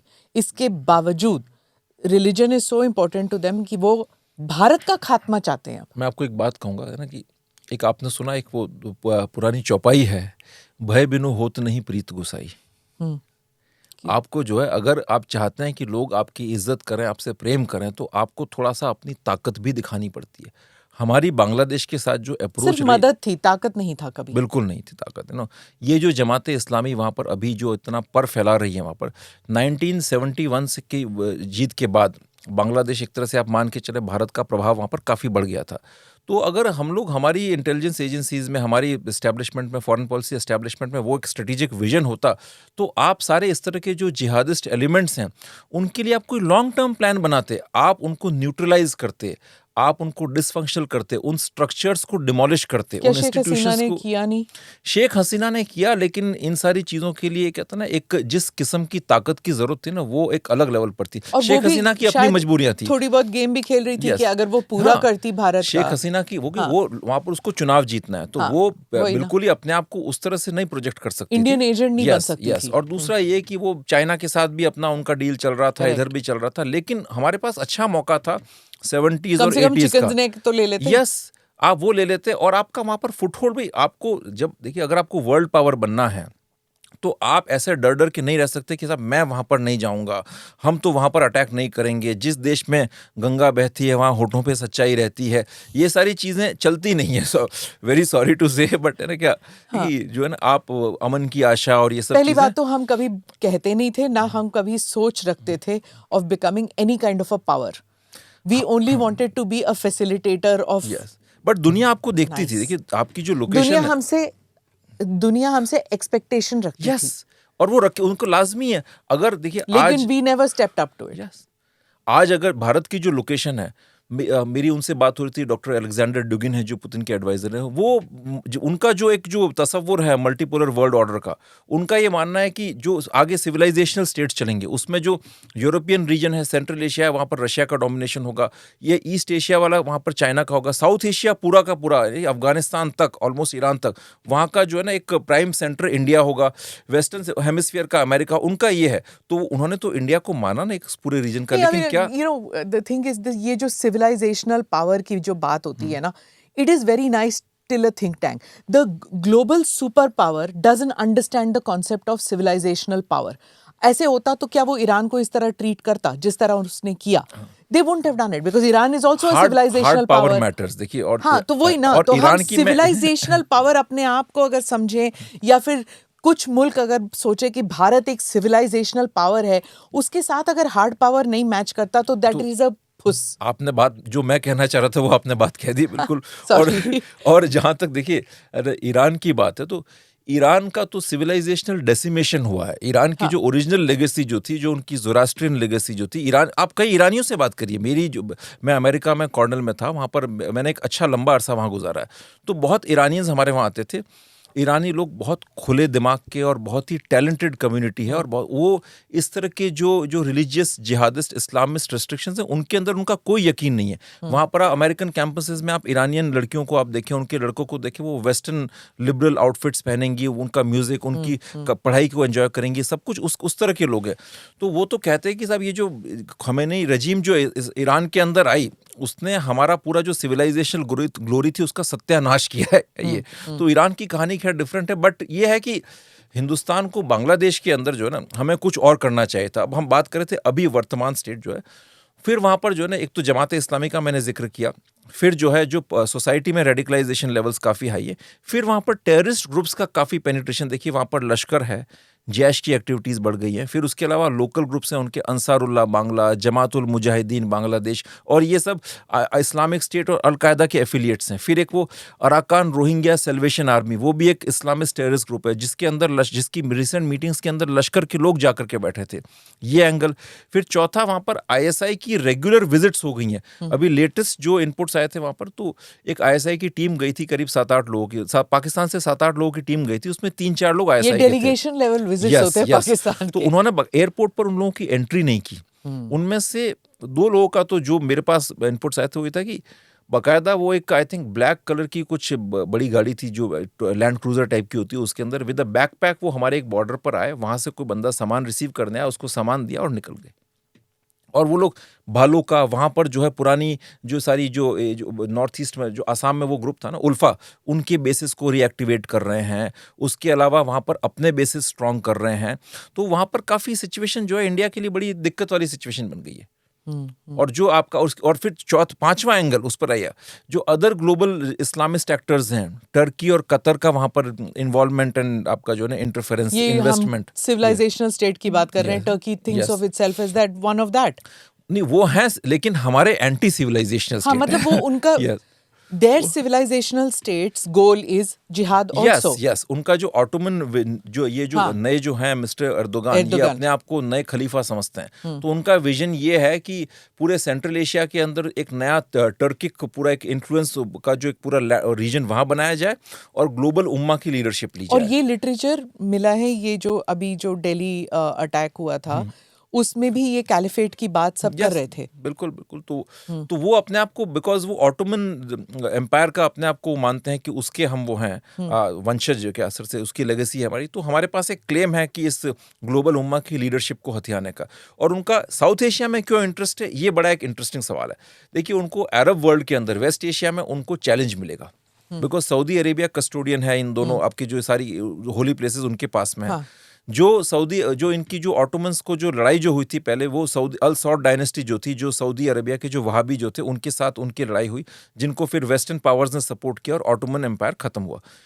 लेकिन साउथ एशिया में वो चैलेंज उनको नहीं मिलेगा, बिकॉज यहाँ पर 2 चीज़ें। एक तो इनका जो तुर्कों का जो है इस एरिया के अंदर पुराना इनका एक रूल भी रहा है। पाकिस्तानी तो अपने आप को जो है मुगलों का वंशज ही मानते हैं। मुगल्स के अंदर एक टर्किश ब्लड था। और साउथ एशिया के अंदर करीब 200 करोड़ प्लस जो मुस्लिम्स हैं, आप पूरा मिला लीजिए, बांग्लादेश, पाकिस्तान, 20% शिया होंगे। शिया हैं, लेकिन मैं उसमें आगे आता हूँ। मैं टर्की मींस टर्की, मैं उस पर आ रहा हूँ मैं। Okay. तो ये सारे जो है ना सर से, ये इनके अंदर मतलब ये टर्की को एक्सेप्ट कर लेंगे। उसका एक रीज़न ये भी है कि टर्की की जो अप्रोच है ना, वो वहाबी शिया वगैरह उन डिफरेंसेस को यहाँ पर प्ले नहीं करेगा। वो उसका ये है कि बड़ा टैक्टिकल वे में चल रहा है कि आपको यहाँ पर एक पैन इस्लामिक आइडेंटिटी को आप आगे प्रोजेक्ट करो, क्योंकि अगर आप उन चीज़ों को लेकर के चले तो आपको बहुत कम सपोर्ट मिलेगा। जैसे कि सऊदी अरब ने इंडिया में इंटरवेंशन किया, वो अपना सलाफिज्म वहाबिज्म लेकर के आए, तो उसकी वजह से उनको यहाँ पर देवबंदियों का बहुत अपोजिशन फेस करना पड़ा। अब बरेलवी हैं, वो देवबंदियों से आपस में काफ़ी लड़ रहे हैं क्या से। तो वो तुर्की वाले ये लोग समझ गए हैं वो कि साहब आप ये मत करो, जिसको जो मिठाई चाहिए, जिसको जो चीज़ चाहिए वो उसको सर्व करो। तो वो जो रिलीजियस लोग हैं, उनकी जो हार्डकोर बिल्कुल वहाबी सलफ़ी आइडियोलॉजी की जैसे PFI वगैरह थे, उनके सामने वो अपनी तस्वीर लेके जाते हैं। अक्रॉस द स्पेक्ट्रम जो मैसेजिंग जाती है वो उनकी साहब इस्लाम के लिए काम कर रहे हैं। जैसे वो एर्तुगरुल गाजी वगैरह जो उनकी सीरियल नहीं आए थे, उसमें वो अपनी इस्लामिक पुरानी ग्लोरी को कि साहब आप तो इनकी औलादे हैं, देखिए आपकी दीन की क्या ताकत है। वो पाकिस्तान में तो चल गया, क्या इंडिया में भी चल रहा है? इंडिया में काफी चला था, मैसिव हिट था। वो कश्मीर के अंदर जबरदस्त हिट था। लोगों ने अपने बच्चों के नाम उसके कैरेक्टर्स के हमारी नस्ल उनसे है, नाम उनके ऊपर रखने शुरू कर दिए थे। तो यहाँ पर उनकी वो मैसेजिंग है। फिर उनका तीसरा जो प्लेटफॉर्म है वो ये कि जो मुस्लिम कम्युनिटी के जो प्रोमिनेंट बिजनेसमैन जो बिजनेस लीडर्स हैं, उनको अप्रोच कर रहे हैं, पॉलिटिशियंस को अप्रोच कर रहे हैं, जो मौलाना हैं इनके, मतलब हर साल जो है आप देखेंगे तो टर्किश एयरलाइंस में इनको सीट्स फ्री मिलती हैं, कतर एयरवेज में इनको सीट्स फ्री मिलती हैं, और कई सारे स्कॉलर्स यहाँ पर जाते हैं जमाते इस्लामी के, और जो है ना आपके जो देवबंद वाले, 20-20, 25-25 मौलानाओं के दल वहाँ पर जाते हैं टर्की, और वो उनको सारा इंडोक्ट्रिनेशन होता है वहाँ पर। स्टूडेंट्स भी जाते हैं ऐसे। और ये लोग क्या करते हैं कि ज़्यादा जो फेमस लोग हैं वो कोशिश करते हैं कि वो लोग नज़र में आ जाएंगे तो उनको आप रहने दीजिए, जो थोड़े से नीचे लेवल के जो मौलाना 2nd टियर 3rd टियर उनको वहाँ पर भेजते हैं। और टर्की का इन्वॉल्वमेंट इस हद तक है कि कश्मीर से अभी रिसेंटली हमें पता चला था कि जो साउथ कश्मीर है, अनंतनाग, और वहाँ से जो जमात इस्लामी से एफिलिएटेड जो यंग लड़के हैं वो पहले टर्की जा रहे हैं। टर्की के अंदर उनका पूरा जो है ना वो सारा इंडोक्ट्रिनेशन, शिक्षा विक्षा, और फिर वहाँ से पाकिस्तान से पासपोर्ट चेंज, और वहाँ से फिर बांग्लादेश, और बांग्लादेश में जाकर के जमात इस्लामी के साथ कोऑर्डिनेशन और लश्कर वश्कर की एक्टिविटीज़ को कोऑर्डिनेट कर रहे हैं। टर्की कश्मीर के अंदर जो टेरर ग्रुप्स हैं उनको स्मॉल आर्म्स वेपन सप्लाई तक में इन्वॉल्वमेंट है। तो Turkey is a very dangerous player. अगर आप पुराना इनका इतिहास देखें तो इन्होंने जो सोमालिया के अल शबाब वगैरह वो सारे ग्रुप्स हैं, उनको अपनी ऑफिशियल जो एयरलाइनर्स हैं, जो इनके जो सरकारी जहाज़ हैं, उनके अंदर भी हथियार इनको सप्लाई किए। और कहने को तो ये जा रहे हैं, मेडिकल स्टूडेंट्स जा रहे हैं, वो तो कवर है, to Bangladesh and to Turkey. मेरे एक एपिसोड में मैंने यही कहा था कि बांग्लादेश क्यों जा रहे हैं मेडिसिन पढ़ने के लिए, तो रिस्पॉन्स आया था कि because it is cheaper than most Indian medical colleges. और वो बहुत मतलब उन कॉलेजेस की अहमियत आप समझें, that they have very good scholars and all that. और एक बांग्लादेशी डिप्लोमेट ने कहा कि क्या घिनौनी बात आपने कही बांग्लादेश के खिलाफ। मैं आपको बताता हूँ इसका। मैंने खैर जवाब नहीं दिया उन्हें कि you know I thought why I don't owe an explanation in to any Bangladeshi diplomat as to why I said that, because ऊपर से ये लोग पढ़ने जा रहे हैं, लेकिन उनकी इंडोक्ट्रिनेशन जो हो रही है, मतलब अगर 100 में से 10 की भी इंडोक्ट्रिनेशन आप कर पाते हो तो फॉर मी वो 100 भी बंद करो आप। मैं आपको बताता हूँ, ये इनफैक्ट ये अगेन आप काफ़ी इंटरेस्टिंग सवाल छेड़ रही हैं। It is not just about indoctrination. मैं आपको विद रेफरेंस बता रहा हूँ, मेरी जो बुक है टेरर फाइनेंसिंग इन कश्मीर, इसको रटलेज, टेलर एंड फ्रांसिस ने पब्लिश किया, which is a very prestigious international academic publisher. तो विद रेफरेंस उसमें ये सारा डिस्कस किया का बेसिकली पाकिस्तान ने कश्मीर के अंदर एक टेरर फाइनेंसिंग का नया मॉडल क्रिएट किया। शुरुआत कहाँ से हुई कि जो टेररिस्ट मर जाते हैं उनके जो रिश्तेदार बच्चे वगैरह जो है उनको हम पाकिस्तान में अब इनको शिक्षा देंगे, उसको कहते थे पाकिस्तान टेक्निकल एजुकेशन प्रोग्राम में, इस तरह का कुछ था इनका। तो वो ये क्या करते थे, पहले उनसे शुरू हुआ, फिर धीरे धीरे इसको एक्सपैंड कर दिया। तो वो अब जो उनके कुछ एक बच्चों को फ्री में पढ़ा दिया, लेकिन बाकी लोगों से ये फीस लेते थे। अब डोनेशन फीस जो थे वो 8 लाख से लेकर के 25 लाख या कुछ भी हो सकती है उस रेंज के अंदर। अब होता ये था कि कश्मीर के अंदर जो सेपरेटिस्ट या हुर्रियत जो हैं, इन सबको नंबर ऑफ सीट्स अलॉटेड थी। जैसे गिलानी साहब अगर वो रेकमेंड करेंगे तो उनके रेकमेंडेशन के ऊपर 100 लोगों को आपने वहाँ पर मेडिकल सीट्स दे दी। अगर यासीन मलिक को बोला तो वो 60 के ऊपर, उनको रेकमेंडेशन पर 60 को मिल गई सीट। शबीर शाह बोलेगा तो साहब 25 को मिल गई। ऐसे कई लोगों को वो इन्होंने दे रखा था। तो अब ये लोग क्या करते थे, बच्चे वहाँ पर कई सारी एजेंसीज खुल गई, करियर एजेंसीज, आपकी जो रिक्रूटमेंट एजेंसीज होती हैं, उनके पास जाते थे। अब ये हमको पाकिस्तान में एडमिशन लेना है, आप ये पैसा रखिए 20-25 लाख के अंदर से, और बच्चे यहाँ से जाएंगे। अब ये लोग जब चिट्ठी लेके जाते थे, इनकी गिलानी साहब की या इन सब की XYZ किसी की भी, पाकिस्तान हाई कमीशन में इनको वीज़ा मिल जाता था, बच्चे वहाँ जाते थे, लेकिन वो पैसा वहाँ नहीं जाता था।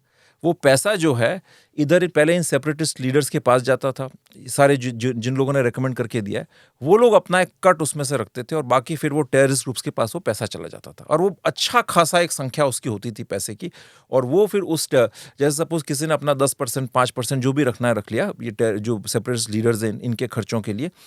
उसके बाद जब वो पैसा इनके पास जैश, लश्कर, हिजबुल इनके पास जब जाता था, तो वो उससे अपने ऑपरेशंस हैं उनको चलाते थे वहाँ पर।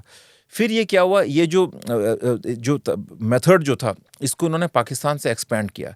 ये सेंट्रल एशिया में भी बच्चे भेजने लगे, बांग्लादेश में भी भेजने लगे, टर्की में भी भेजने लगे, और इसके कई और फ़ायदे भी निकल के सामने आए। एक तो ये कि आप एक नई लीडरशिप तैयार कर रहे हैं जो प्योरली आपके जो highly anti India indoctrinated jihadist ideas से भरी हुई है, ठीक है, तो वो आपके ही काम करेगी फ्यूचर के अंदर। सेकेंडली, जब ये बच्चे पाकिस्तान या बांग्लादेश में होते थे या किसी और कंट्री में XYZ, तो जब ये इंडिया आते थे तो ये एज ए कुरियर भी काम करते थे। कुछ इनके मैसेजेस लेकर के आना, सिम कार्ड्स, हाँ, सिम कार्ड्स, पैसे लेकर के आना वहाँ से। अगर आप किसी को जहाज़ के अंदर $5,000 लेके भेजते हैं तो ठीक है, कौन चेक कर, मतलब एक जो मिनिमम अमाउंट है उसको लेके कौन चेक करने वाला है, ठीक है, आप इतना कैश ला सकते हैं।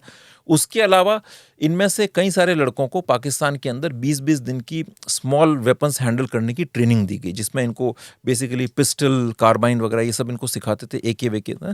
तो जब ये वापस कश्मीर लौटे और इनको कहा कि आप अपना नॉर्मल काम करें, आप कुछ कोई डॉक्टर बन गया तो कोई किसी स्कूल में पढ़ा रहा है, कोई कोचिंग सेंटर में पढ़ा रहा है, और उनको कहा कि जब ये 370 हटने के बाद ये काम आए कि अब हम मिलिटेंसी का मॉडल चेंज कर रहे हैं, यहाँ पर हाइब्रिड मिलिटेंसी लेकर के आएंगे। हाइब्रिड मिलिटेंसी में क्या कि जो लड़का पाकिस्तान से पढ़ के गया है, 20 दिन की ट्रेनिंग लेके गया है, उसको कि एक इनका हैंडलर कोऑर्डिनेटर वहाँ से कॉल करेगा पाकिस्तान से, दोनों को आइडेंटिटी नहीं पता इसकी, बोलेगा कि साहब आप फला जगह पर जाओ, आपको एक वेपन मिलेगा, वो वेपन लेके जाना, जनरली वो पिस्टल इनको देते और उससे जाकर के फला कश्मीरी पंडित का आप कत्ल कर देना, जाके उसको मार देना, उसके बाद वहाँ पर वेपन डिस्पोज कर देना, फिर आप आपका जो नॉर्मल काम है वो शुरू कर देना।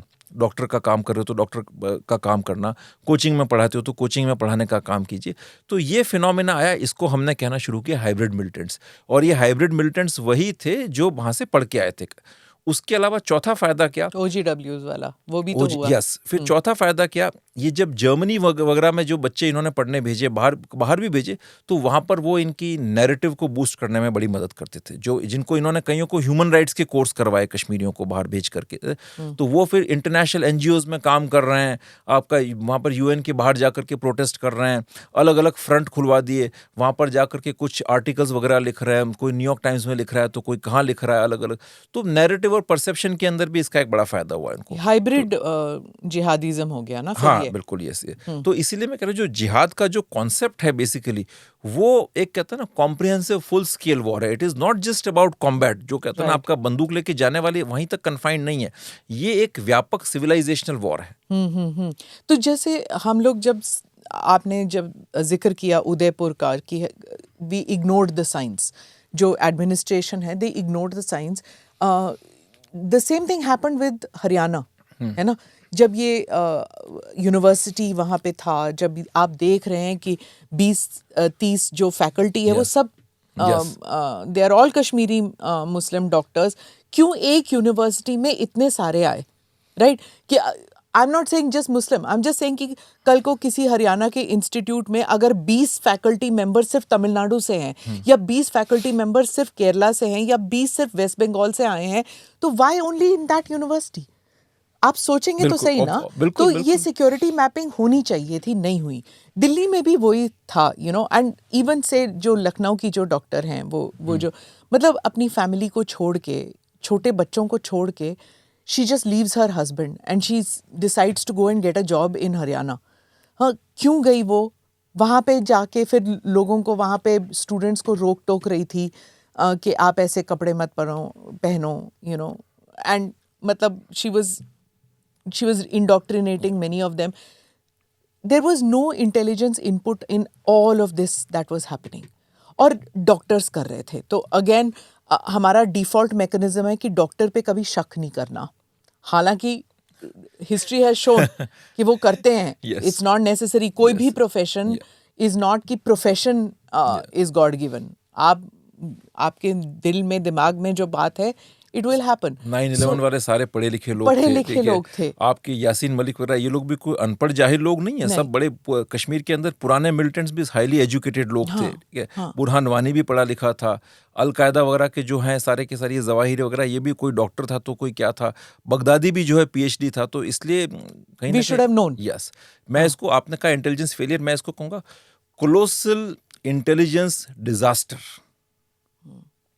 which happens due to incompetence, bureaucratic arrogance, disloyalty, and definitely because of certain elements in the system being compromised. क्योंकि आपने भी अपनी किताब में लिखा हुआ है कि अल-फलाह यूनिवर्सिटी का जो आपने नाम लिया, उसका नाम ही ये शो कर रहा है कि भाई वहां पर क्या हो रहा है। उसको कई 50 लोगों से परमिशन लेनी होगी। आज यूनिवर्सिटी किसी को एस्टैब्लिश करनी है, आपको एक छोटा सा अगर थिंक टैंक भी स्टार्ट करना है, आपको मीडिया हाउस भी स्टार्ट करना है, तो आपको 50 जगह से परमिशन लेनी होती है, ठीक है। अब ये लाइसेंस लेकर के आई, ये कागज लेकर के आई। वहां तो इतनी बड़ी यूनिवर्सिटी बनाई है, इतनी लैंड ली होगी, कंस्ट्रक्शन, इतनी परमिशन उनको कैसे मिल गई? कौन कौन करप्ट था? आपने मुझे बताइए, आपने किसको अकाउंटेबल होल्ड किया? उस यूनिवर्सिटी की फंडिंग कहाँ से आ रही थी? ये सारे कश्मीरी वहाँ कर क्या रहे थे? फिर सेकेंडली सबसे बड़ा प्रश्न ये आता है कि जो वो 2 लड़के जो कश्मीर में जो पोस्टर लगा रहे थे ना, वो पकड़े गए थे इस इंसिडेंट के 1 महीना पहले। उन दोनों लड़कों से ये पहुंचे, वो अहमद वागे करके जो मौलवी था उसके पास। आपको पता है वो मौलवी आई थिंक वहाँ पर डिस्ट्रिक्ट पुलिस का, श्रीनगर पुलिस की डी रेडिकलाइजेशन सेल का पार्ट था, ठीक है। तो वो उसके थ्रू ये वहाँ तक पहुंचे।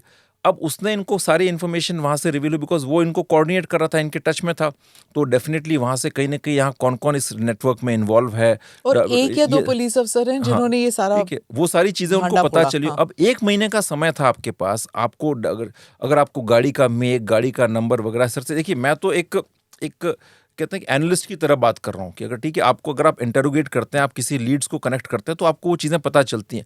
तो 1 महीने के बीच में जो है से हम लोग उस गाड़ी को क्यों नहीं पकड़ पाए, उसको क्यों नहीं पकड़ पाए? कहीं ना कहीं तो हमारे लैप्सेस थे। Also the ammonium nitrate issue. Yes, इतना अमोनियम नाइट्रेट आपका जो है से वो इकट्ठा हो रहा है, सारी की सारी चीजें वो वहां पर उसको इकट्ठा, मतलब बोरियों में अगर आ रहे थे, कोई तो देख रहा होता यस, कि ऐसे बोरियों में आ रहे हैं। समस्या मतलब देखिए, हमारे पता है- देश में ऐसे कोई भी जगह नहीं है कि ये जंगल के बीच में तो नहीं था, शहर के बीचों बीच था ये। It's not as if, and they were buying it from somewhere. Yes. समस्या ये है कि जो हमारी जो एजेंसी, इंटेलिजेंस एजेंसीज हैं, पर्टिकुलरली जो स्टेट पुलिस के अंदर एक स्पेशल ब्रांच जो काम करती है, आपका सीआईडी कह दीजिए, कहीं जगह सीआईडी स्पेशल ब्रांच, वहाँ पर जो उनकी जो मैनिंग और स्टाफिंग है, उसमें जनरली या तो वो अफसर्स लगते हैं जो फील्ड में किसी काम के नहीं है, पनिशमेंट पोस्टिंग है, या कोई बहुत करप्ट आदमी है तो उसको वहाँ पर भेज दिया जाता है, ठीक है। तो उसको उस इंटेलिजेंस के काम में कोई इंटरेस्ट नहीं है। इंटेलिजेंस का काम टिपिकल पुलिसिंग के काम से बहुत डिफरेंट है। हमारे यहाँ पर प्रॉब्लम ये है कि आर.एन. काउ का जो विजन था, उनका विजन था कि आप इंटेलिजेंस को पुलिस सेंट्रिक नहीं बनाएंगे, बिकॉज इंटेलिजेंस एक अलग डोमेन है। वहाँ पर आपको मल्टीपल चीज़ों की स्टडी करनी पड़ती है, आपका एक परसेप्शन होना चाहिए, आपको, आप सारी अपनी एरोगेंस को हटा करके आपको सड़क पर निकलना पड़ता है। अगर आप अपनी वही जो कहते हैं कि मैं बड़ा पुलिस अफसर हूँ, मैं ये हूँ, लाल बत्ती वाली गाड़ी में घूमेंगे तो नहीं होगा, तो आपसे कौन बात करेगा, आपसे कोई बात नहीं करेगा, ठीक है। नहीं, पर वो एक खबरी नेटवर्क रखते हैं, लाल बत्ती वाले भी खबरी नेटवर्क रखते में हैं। भी कई बार क्या होता है कि सिर्फ आप नीचे डिपेंड होकर के नहीं चल, खबरी नेटवर्क का उसका स्किल क्या है, आप मुझे जो आपका जो बीट कांस्टेबल है, जो एनोनिमिटी, उस, और क्या उसको पता है कि कतर क्या कर रहा है, ये जो ग्लोबल जो गेम्स हैं, आधे लोगों को तो कॉन्सेप्ट ही नहीं पता। यहाँ पर बड़े बड़े अफसर ऐसे हैं जिनसे मैं मिला, जिनको बरेलवी देवबंदी के बीच का फर्क नहीं पता, जिनको जैश और लश्कर के बीच का डिफरेंस नहीं पता। क्योंकि आप ये कि आपका हमेशा अप्रोच बड़ी एडहोक रही है। प्रॉब्लम ये कि आप, कोई आज डिस्ट्रिक्ट पुलिस हैंडल कर रहा है, डिस्ट्रिक्ट में कोई सुपरिंटेंडेंट है पुलिस का जो अभी इलेक्शंस हैंडल कर रहा है, कल को जो है कोई धरना प्रदर्शन हैंडल कर रहा है, कल को कोई नेताजी आ रहे हैं तो उनके साथ ड्यूटी कर रहा है, या कोई बाबा जी आ रहे हैं तो बाबा जी के साथ में ड्यूटी कर रहा है। मेरी फेवरेट स्टोरी है कि एक बार हमारे यहाँ ऐसे हुआ था कि एक फ़ोन कॉल आया जब बेनज़ीर भुट्टो का कत्ल हुआ ना, तो हमारे यहाँ फ़ोन आया ऑफ कश्मीर डिवीज़न के एक सीनियर ऑफिसर का मुझे फ़ोन आता है कि एक बात बताना, ये पीपीपी क्या चीज़ है। तो मैंने कहा क्यों? नहीं, उनका और बेनज़ीर भुट्टो का क्या संबंध है? Kashmir division, right? And wanted to know the connection between PPP and Benazir Bhutto. मैंने कहा या अल्लाह, हम फाइट करेंगे इसको, there is no way we can. You know, this is what I am trying to say, is कि जब मैं आपकी किताब पढ़ रही थी तब भी मुझे लग रहा था, जब आप लिख रहे थे that when you went as advisor to the governor, a lot of your work before that was going on the ground and being anonymous. और फिर आप जब वहाँ गए पकौड़ों के साथ, सुबह शाम पकौड़े खा रहे थे आप, और आप देख रहे थे even if you were not eating, कि गवर्नर जो है वो भी ही वंडर्ड कि ये सिविलियन क्यों आया है, वो भी लैटरल इंक्लूजन।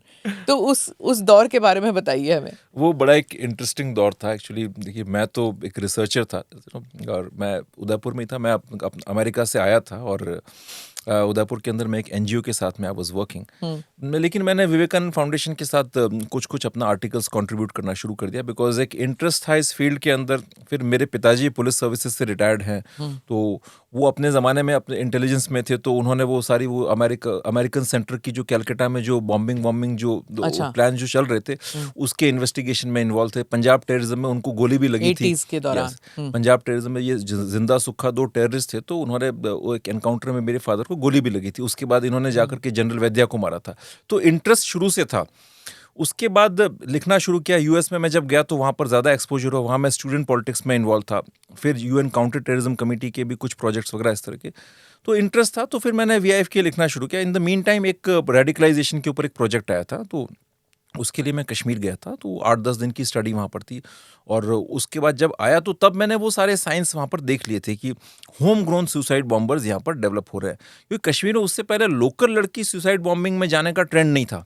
जो आपने पुलवामा में देखा ना, उसके साइंस 2017 का और 2018 में नजर आने लग गए थे हमको। क्योंकि वो कहते हैं ना कि दे से कि पाकिस्तान यूज्ड टू से कि ये कश्मीरी मुसलमान जो है वो बुज़दिल है, वो पंडितों की नस्ल का है, तो वो बुज़दिल है, वो कभी नहीं कर पाएगा। और कश्मीरी मुसलमान अगर आप उनसे बात भी करेंगे तो उनमें वो चीजें, वो ट्रेसेस आपको आज भी नजर आएंगे। वो चीजें जो है ना, वो गई नहीं है। वो जो पुरानी जो सिविलाइजेशनल जो डेप्थ जो थी ना, वो आपको मार्शियल इंस्टिंक्ट्स वो उस तरह से नहीं है उनके अंदर जो है ना। सर मतलब मैं किसी कम्युनिटी की बात नहीं कर रहा, बट उनकी ज्यादा वो अच्छी शॉल बनाते हैं, अच्छा लेखनी उनकी अच्छी चलती है, इंटेलेक्चुअली शार्प है। तो पाकिस्तान को शुरू से ये था, वो पंजाबी डोमिनेटेड है वहाँ सिस्टम, क्या इनके बस का लड़ने का नहीं है, ब्राह्मण की औलाद है वो लोग ये कहते थे क्या। लेकिन ये ट्रेट्स जब दिखने लगे वहाँ पर, जो रेडिकलाइजेशन इतना ज़्यादा लड़कियों के अंदर, लड़कियां जो है सुसाइड बॉम्बिंग के लिए तैयार हो रही हैं, तो I was really alarmed. In Kashmir yes, क्योंकि आप अगर देखें तो पुलवामा के अंदर जो आदिलदार को भेजा, उससे पहले उनका प्लान था लड़कियों को भेजने का। वो भेजना चाह रहे थे ये इंशा जान जो है, जो OGW थी, और जो उमर फारूक जो मेन मास्टरमाइंड था पुलवामा का, उसकी गर्लफ्रेंड जो थी, उसको वो तैयार कर रहा था कि जाकर के इसमें सुसाइड बॉम्बर बन के जाओ। उससे पहले उसकी एक दोस्त थी, वो मैंने अपनी किताब में जिक्र किया, inside the terrifying world of Jaish e Mohammed. उसको उसने तैयार किया था, वो उनको ब्लैक विडोज की सारी कहानियां सुनाता था, वो चेचनिया वगैरह की, और वो काफ़ी एकदम रेडी भी, उसमें काफ़ी हद तक तैयार भी थे, ठीक है। तो वो जब ये सोसाइटी में स्टेटस आ जाए कि लड़कियां भी सुसाइड बॉम्बिंग करने को तैयार हो जाएं, तो मतलब सिचुएशन अलार्मिंग है। और ये सब ऐसे ही नहीं हुआ। बुरहान वानी के बाद अगर आप देखेंगे तो वहाँ पर जो मिलिटेंसी आई कश्मीर के अंदर, सब मोस्टली लोकल लड़के मिलिटेंसी ज्वाइन कर रहे थे। वो बड़ा सोशल मीडिया पर एडवर्टाइज करते थे, ज्वाइन करते थे, और जब वो मरते थे, उनको मारा जाता था, तो उनके जनाजों के अंदर लाखों लोगों की भीड़ आती थी, और उसमें उनकी मदर्स बड़ा उनको जस्टिफाई करती थी, उनको बड़ा ग्लोरीफाई करती थी, और उनकी माओं को पूरी सोसाइटी के अंदर शहीद की माँ ऐसा दर्जा दिया जाता था। अब कश्मीर ऐसी सोसाइटी जहाँ पर ये बच्चे पढ़ने वढ़ने में कुछ थे नहीं, और कोई अपॉर्चुनिटी थी नहीं, अब और आप में और कोई काबिलियत थी नहीं, आपने टेररिज्म ज्वाइन कर लिया, तो फैमिली के लिए तो एक स्टेटस का पॉइंट बन गया, अच्छा शहीद की माँ बनाया जा रहा है। तो फीमेल्स ने भी जो है टेररिज्म को एक तरह से कहता है ना, आइडियोलॉजिकल, इंटेलेक्चुअल, इमोशनल एक सपोर्ट सिस्टम का पार्ट बन गई फीमेल्स भी वहाँ पर। तो जिस सोसाइटी में फीमेल्स अगर इस लेवल पर चली जाती हैं, तो फिर आप आगे की पूरी नस्ल, टेररिस्ट नस्ल तैयार कर रहे हैं। मतलब अगर वहां पर लड़कियां, अब वो उमर फारूक जो था वो पहले से शादीशुदा था, उसकी बीवी थी पाकिस्तान में। इधर इंशा जान जो लड़की थी वो उससे इम्प्रेस हुई, बिकॉज बंदूक रखता है, जिहादी है, दीन के लिए लड़ रहा है इस तरह से, तो उसके साथ वो उसकी गर्लफ्रेंड बन गई। तो जब लड़कियां जो कहते हैं ना, वो आप घर की एक, डू यू थिंक दैट वो स्टॉप हो गया कि इज इट स्टिल? नहीं, देखिए स्टॉप तो नहीं हुआ है, मैं इससे एग्री नहीं करूंगा, बिकॉज 370 हमने हटाया, उसके वो एक, चलिए एक कहते हैं ना, एक मेंटल बैरियर था, उसको आपने क्रॉस कर लिया, लेकिन उसके बाद बहुत सारा काम वहाँ पर करना था, क्योंकि कम से कम इसके लिए आपको एक रोड मैप चाहिए, बिकॉज रेडिकलाइजेशन जो है ना सोसाइटी का, वो एक बड़ा भयानक प्रॉब्लम है। और ये suicide bombing doesn't have to restrict itself just to the geographical region of Jammu Kashmir. नहीं, कहीं भी हो सकता है, कहीं भी हो सकता है, बिल्कुल जाकर के। भाई सुसाइड बॉम्बिंग एक माइंडसेट है। जिन्होंने उदयपुर में कन्हैया का कत्ल किया, वो भी पारिवारिक लोग थे, उनके बच्चे थे, सब कुछ थे, सब जानते बूझते उन्होंने उसको मारा से, तो उनको पता था कि आगे हमें पूरी जिंदगी जेल में गुजारनी है इस तरह से, और या तो एनकाउंटर हो जाएगा, कुछ भी हो जाएगा। जो आदमी मरने के लिए तैयार है, वो कल को बेल्ट बांध करके जाके अपने आप को नहीं मार सकता, बेल्ट वो भी कर सकता है। ये एक माइंडसेट है सुसाइड। क्योंकि वो जो दिल्ली का जो डॉक्टर था, राधा कश्मीरी डॉक्टर, जिसने वो दिल्ली में किया अटैक, हाँ, उसने दिल्ली में किया। That was not related to the jihad in Kashmir.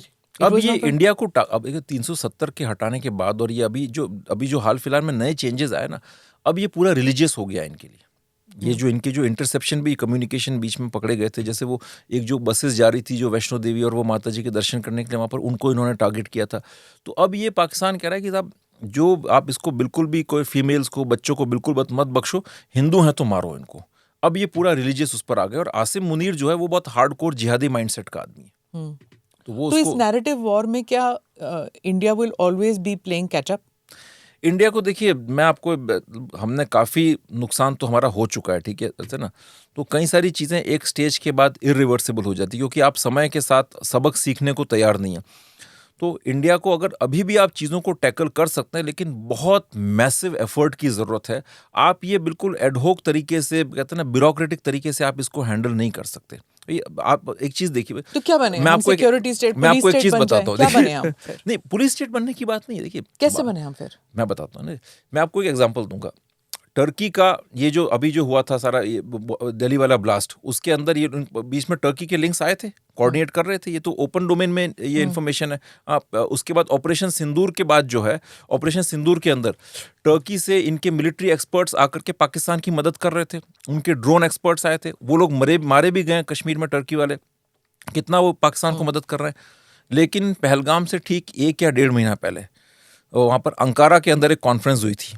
Conference का थीम था बिल्डिंग इंडिया टर्की टाइज, ऐसा कुछ था। उसके अंदर हमारी एम्बेसी ऑफिशियल पार्टनर थी और उसमें भारत से कई सारे बड़े बड़े थिंक टैंक्स के लोग वहाँ पर गए थे, कुछ पुराने रिटायर्ड आपके डिप्लोमेट्स भी गए थे। आप मुझे एक चीज़ बताइए, मैं तो एक सीधा सवाल करता हूँ कि सर भाई मुझे नहीं पता, I am not privy to all the information that agencies have, but मसला ये है कि जब पाकिस्तान और टर्की के बीच में इतनी ज़बरदस्त कनेक्टिविटी है, टर्की यहाँ पर इतना इंटरफियर कर रहा है कंट्री के अंदर, यहाँ के जो लोकल इस्लामिस्ट ऑर्गेनाइजेशन है उनके साथ उसका राब्ता इतना मजबूत है, तो क्या उनको ज़रा सा भी आइडिया नहीं होगा कि पहलगाम जैसी कोई चीज़ होने वाली है? पाकिस्तान पहलगाम जैसी चीज़ कोई स्पॉन्टेनियसली तो करेगा नहीं। उसको पता था कि पुलवामा के बाद इंडिया ने बालाकोट वाला इतना बड़ा अटैक किया था, तो अगला जो भी कुछ होगा, अगर आपने टेररिस्ट अटैक की हिमाकत की तो मोदी सरकार बैठी यहाँ पर, उनकी भी रिक्वायरमेंट है, उनको जो रिटेलिएशन होगा वो बालाकोट से एक स्टेप हायर ही होगा। पाकिस्तान को ये बात पता थी। कोई भी लॉजिकल, मतलब अगर मिलिट्री थिंकिंग में कोई भी वहाँ प्लानर बैठा है तो वो ऐसे ही सोचेगा। ये सब जानते बूझते उन्होंने अगर ये पहलगाम किया तो डेफिनेटली जो है उन्होंने सारी चीज़ों को सिक्योर करके रखा होगा कि हमारा इंटरनेशनल नैरेटिव क्या रहेगा, इंटरनेशनल सपोर्टर्स कौन रहेंगे, ये जो तुर्की वगैरह जो सारे जो कंट्रीज हैं इनके साथ एक मेरा ये मानना है, इट्स रीजनेबल लॉजिकल आर्ग्यूमेंट कि डेफिनेटली उन्होंने ऑन बोर्ड रख करके ये चीज़ें की। But why don't we get as many partners to fight this global jihad as compared to Pakistan, जिनको partners इतनी आसानी से मिल जाते हैं, not just from Islamic countries, non-Islamic countries also. Why do they get partners so easily and we don't get partners? हमारी देखिए 2-3 चीज़ें हैं। एक तो ये कि हमारा नैरेटिव ही क्लियर नहीं है कई चीज़ों को लेकर के, है ना। बात ये कि देखिए इजराइल हमारा दोस्त है, ठीक है, इधर से हम आज तक हमास को टेररिस्ट ऑर्गेनाइजेशन डिक्लेयर नहीं किया है हमने। क्या मजबूरी है आपकी, बताइए। हमास कश्मीर में आके सरेआम लश्कर वालों से मिल रहा है, उनको ट्रेनिंग दे रहा है इधर से। आज तक भारत सरकार ने हमास को टेररिस्ट ऑर्गेनाइजेशन डिक्लेयर नहीं किया। वो पीएफआई की गैदरिंग को हमास के खालिद मशाल ने एड्रेस किया था। इजराइल भी तो doesn't declare so many terror organization, Jaish वगैरह को, they never used to declare. उन्होंने कईयों को तो बाद में किया, हाँ। लेकिन अब जैसे चलो मैं मानता हूँ जैश वहां पर डायरेक्टली एक्टिविटीज नहीं कर रहा है, लेकिन हमास तो कर रहा है ना, पाकिस्तान डायरेक्टली हमें थ्रेटन कर रहा है। फिर सेकेंडली ये है कि कई बार मैं ये मानता हूँ कि देखिए बहुत ज्यादा दूसरों पर डिपेंड रहने से ज्यादा हमारी खुद की जो हार्ड पावर कैपेबिलिटीज होती है, पार्टनरशिप तो होना चाहिए था। पार्टनरशिप तो all these western democracies who understand it, क्योंकि अब उनके मुल्क में भी आ गई ना बात। यस, लेकिन वेस्टर्न डेमोक्रेसी सारे यूरोपियन कंट्रीज में the jihad war has come to their countries, it's come to their back door. वो उनको समझाना थोड़ा मुश्किल है, ठीक है। जैसे वो एक सुसाइडल पाथ पर निकल चले हैं तो ठीक है, उनको जाने दीजिए, वो उनकी चॉइस है। क्या जैसे अगर वो अभी भी हमें इंडिया को उस प्रिज्म से देखते हैं, कॉलोनियल प्रिज्म से, और ये सारे इस तरह के जो एंटी इंडिया जो एंटिटीज़ है, उनको लगता है कि हम उनको शॉर्ट टर्म यूज़ करके इंडिया को कॉर्नर कर देंगे, तो इट्स देयर चॉइस। लेकिन जो हमारे यहाँ पर जो चीज़ें जो हम कर सकते थे, जैसे कि पीएफआई जैसा ग्रुप है, ठीक है, इनको तो बहुत पहले ही न्यूट्रलाइज कर देना चाहिए था। क्या ज़रूरत थी इनको पालने की। जमात इस्लामी कश्मीर के अंदर अभी लेटेस्ट जो इलेक्शंस हुए कश्मीर के अंदर, उसमें पुराने जमात के कैडर्स को बाकायदा इलेक्शन लड़ाया गया। अभी आई थिंक कल कोई पार्टी बनी है, जस्टिस एंड डेवलपमेंट ऐसी कुछ पार्टी है, जिसके अंदर फॉर्मर जमात के कैडर्स है, जिनको बाकायदा इलेक्शन कमीशन ने जो है उसको एक लेजिटिमेसी प्रोवाइड कर दी। इनको ला करके क्या मिलेगा? आप एग्जाम्पल एक कहते हैं ना, एक नज़ीर पेश कीजिए कि साहब जो जमाती पुराने थे या जो सेपरेटिस्ट थे, इनको हमने इतना क्रूरतम तरीके से इनको हमने दंड दिया है कि ये एग्जाम्पल है कि आप ऐसा करोगे तो हम आपको भूलने वाले नहीं हैं। 20 साल बाद, 30 साल बाद, 100 साल बाद भी आएंगे और हम आपको सजा देंगे। तो उससे होगा कि बाकी जो रेस्ट ऑफ द पॉपुलेशन है वहां पर सिग्नलिंग क्लियर होगी कि साहब ये लोग भी इस तरह से चलने वाले। तो ये अभी विनिंग हार्ट्स एंड माइंड्स वाली बात चल रही है। कंफ्यूज्ड, मतलब कंप्लीटली। देखिए आपके जो हमारे जो कहते हैं ना डिप्लोमेटिक कॉर्प्स है, उनको लगता है कि ये सारी प्रॉब्लम जियोपॉलिटिकल है, इसमें कोई रिलीजियस एलिमेंट है ही नहीं। उनको लगता है कि हम इसको प्लीज कर लें, इसको प्लीज कर लें, ऐसा कुछ होगा नहीं, ठीक है ना। आपको चीज़ों को कॉल आउट करना पड़ेगा। सेकेंडली, जो आपका इंटेलिजेंस डोमेन है वहां पर आपको कोऑर्डिनेशन चाहिए। And then what is the plan आपके पास? देखिए इतनी जो यूथ रेडिकलाइज हो रहा है, देखिए सर, सारा का सारा कश्मीर के अंदर जो है हमने 370 हटा दिया। आगे 20 साल 25 साल का प्लान क्या है? मैं एक बड़ा सामान, एक सिंपल मैं आपसे एक सवाल करता हूँ बांग्लादेश के अंदर स्थितियां बद से बदतर होती जा रही हैं, ठीक है। वहां पर जो है बिल्कुल एंटी इंडिया पूरा एक प्लेटफॉर्म बनेगा। वो लोग कहते हैं कि हम चिकन नेक को कर देंगे, 7 सिस्टर्स को तोड़ देंगे, ठीक है। हमारे कंट्री के अंदर भी एक डेमोग्राफिक जिहाद तो चल ही रहा है। मैं अभी कलकत्ता से आ रहा हूँ, वहाँ पर मैं देखा कैलकाटा के अंदर आपका कहता है ना the domination of Muslim percentage I think 35% के आसपास है। बॉर्डर डिस्ट्रिक्ट से वहाँ पर डेमोग्राफिक जिहाद चल रहा है, असम में चल रहा है। ऐसे ही राजस्थान में आप देखें आकर के तो बॉर्डर एरियाज़ के अंदर, और वहाँ पर नई मॉस्क कंस्ट्रक्शन, सारी की सारी चीज़ें आप कॉम्प्रिहेंसिव तरीके से आप देखें इस चीज़ को, तो ये सारी चीज़ें हो रही हैं। अब परेशानी ये है कि ये एक कहते हैं सिविल डोमेन के अंदर ये लड़ाई चल रही है। हमारी क्या स्ट्रैटेजी है? हमने कुछ रोड मैप तैयार किया है क्या इसके लिए? कोई स्ट्रैटेजी नहीं है। सिर्फ हम लोग इसको, ये चीज़ें बहुत सीरियस सिक्योरिटी इश्यूज हैं जिनके ऊपर अब आई थिंक देखिए इलेक्शंस वगैरह से हट करके इनको आपको सिक्योरिटी जो कहते हैं ना, जो डीप इंटरनल जो सीक्रेट रूम्स है वहाँ ले जा करके इनके लिए आपको रोड मैप तैयार करना पड़ेगा। और जो रोड मैप जो होगा it needs to be a multi dimensional and a multi directional strategy, जिसके अंदर काइनेटिक हार्डकोर टफ ऑप्शंस होंगे। मतलब Bengal and West Bengal and East Bengal are now connected in terms of security. दिख तो यही रहा है। और वहां पर मेरी लोगों से बातचीत हुई, लोगों में अभी भी मतलब वो है ही नहीं, मतलब वो सेंटिमेंट ही नहीं। ठीक है, सब हो रहा है तो हो रहा है, कोई तंत्र मंत्र में लगा हुआ है तो कोई अपना पुरानी वो कॉफी हाउस में जाकर के जो है कॉफी पी जा रही है, पुराने इंटेलेक्चुअल डिस्कशन किए जा रहे हैं। क्या से कोई कोऑर्डिनेशन, भद्रलोक वाली बात है क्या? वो जो गाना था ना पुराना कॉफी हाउस शेयर, वो मन्ना डे ने जो गाया था क्या, तो आप उसी दौर में जी रहे हैं क्या? इंफ्रास्ट्रक्चर कुछ नहीं है, आपकी जो पॉलिटिकल रेजीम है वहां पर वो पूरी की पूरी अपीजमेंट पर लगी हुई है। परेशानी ये देखिए, आप सोचते हैं कि अगर चीजें एकदम से आपके सामने आएंगी, एकदम से नहीं आएंगी, लेकिन ओवर द ईयर्स आप जो चेंजेस देखेंगे ना, अब जैसे बांग्लादेश देखिए, बांग्लादेश के अंदर जो पॉपुलेशन का इनका ग्रोथ बढ़ा, अब अवामी लीग हट गई, वहां पर कंप्लीटली रास्ता साफ है इस्लामिस्ट रेडिकल्स के लिए। आज ये हिंदू माइनॉरिटी का कत्ल कर रहे हैं, आज ये मंदिरों पर अटैक कर रहे हैं। आप 10 साल और वेट कीजिए, 5 साल वेट कीजिए, उनको डिमोलिश कर देंगे, तोड़ देंगे। तो ये चीजें बड़ी ग्रेजुअल फेज वाइज हो रही हैं। तो आई थिंक जब तक एक और वो ओवरलैप हो जाएगा टुवर्ड्स दिस साइड आल्सो। बिल्कुल बिल्कुल ओवरलैप होगा। अब एक चीज है ना, आपने डॉक्टर्स की बात की थी, है ना, वहां से जितना आप अगर जाके देखेंगे बंगाल में पर्टिकुलरली उस साइड में बहुत लंबी एक कहते हैं ना बड़ी तादाद है जो होम्योपैथी का काम करते हैं। ठीक है, वहां पर जाके होम्योपैथी में आप जाके देखेंगे आपको कई सारे जो कहते हैं ना बांग्लादेशी आइडेंटिटी वाले लोग वहां पर मिलेंगे, वो बताएंगे नहीं लेकिन क्या। अब ये सेंटर्स हैं वहां पर जहां पर ये अपना एक्सप्लोजिव्स वगैरह वहां पर जो पाइल अप करके रखते हैं, ये करते हैं, बिकॉज एक अच्छा कवर मिल गया ना आपको। तो हम लोग के लिए एक primary health care centre, yes तो आपको एक एडवांस्ड में प्रिपरेशन और एक प्लानिंग होनी चाहिए, बट वो चीज़ नहीं है। कहाँ है? देखिए मैं एक चीज़ बताता हूँ, और ये जो लड़ाई है ये एक सिविलाइजेशनल वॉर है। ठीक है, ये सिर्फ जो है ना जो रोड मैप जिसकी मैं बात कर रहा हूँ वो मल्टी डायमेंशनल होगा। उसमें फौज काइनेटिक एक्शंस भी होंगे, इंटेलिजेंस भी होगी, फिर आपका नैरेटिव परसेप्शन वॉर भी होगा, रिलीजियस डायमेंशन में भी होगा। आप हर जगह देखिए, हमारा जो रिलीजियस सेगमेंट है उसमें देखिए रिलीजियस लीडरशिप कबाड़ हो चुकी है। ठीक है, हमारे जो जितने जो मोस्टली आप बाबा आपस में या तो लड़ रहे हैं, ठीक है, कथावाचक जो है वो लोगों को जो है सारी कहानियां सुना करके बेवकूफ़ बना रहे हैं। मतलब कहते हैं ना, ऐसा आपने उनको एक कॉम्बैट स्किल्स जो होती हैं आपकी, क्या उसको आपने इतना वीक कर दिया है हर तरीके से। एक मैं छोटा सा एग्जांपल और दूंगा आपको। जैसे मैं किसी रूसी से बात कर रहा था, ठीक है, तो वो व्यक्ति लॉर्ड कृष्णा को स्टडी कर रहा था। तो मैंने पूछा उससे कि यार आपने क्या सीखा इनसे? तो लेकिन यार वो बड़ा ज़बरदस्त डिप्लोमेट था, बहुत फाइटर था, पूरी ज़िंदगी लड़ता रहा इस तरह से, और बहुत श्रूड स्ट्रैटेजिस्ट था, ये था। अब यहाँ पर हमने किसी कथावाचक से पूछा भाई आपने क्या सीखा? तो वो कहे साहब वो डांस करते थे, मुरली बजाते थे, ये करते थे। तो आप एक कहते हैं ना सोसाइटी को एक किसकी क्या जरूरत, किसको क्या जरूरत है? सुदर्शन चक्र पीर तो रहते थे, एक क्षत्र वो ये भूल गए हैं, सुदर्शन चक्र ये भूल गए। ठीक है, फिर आपका हम एक दूसरे रेल में ही जा रहे हैं अभी। I want to ask you, bring you back to this, sorry for the digression, that's all right. I want to talk about the book also, क्योंकि एक एपिसोड इसमें आप बताते हैं अबाउट, जो मैंने आपसे पूछना जरूर है, सत्यपाल मलिक जब गवर्नर थे तो उनके फैक्स मशीन को क्या हो गया था?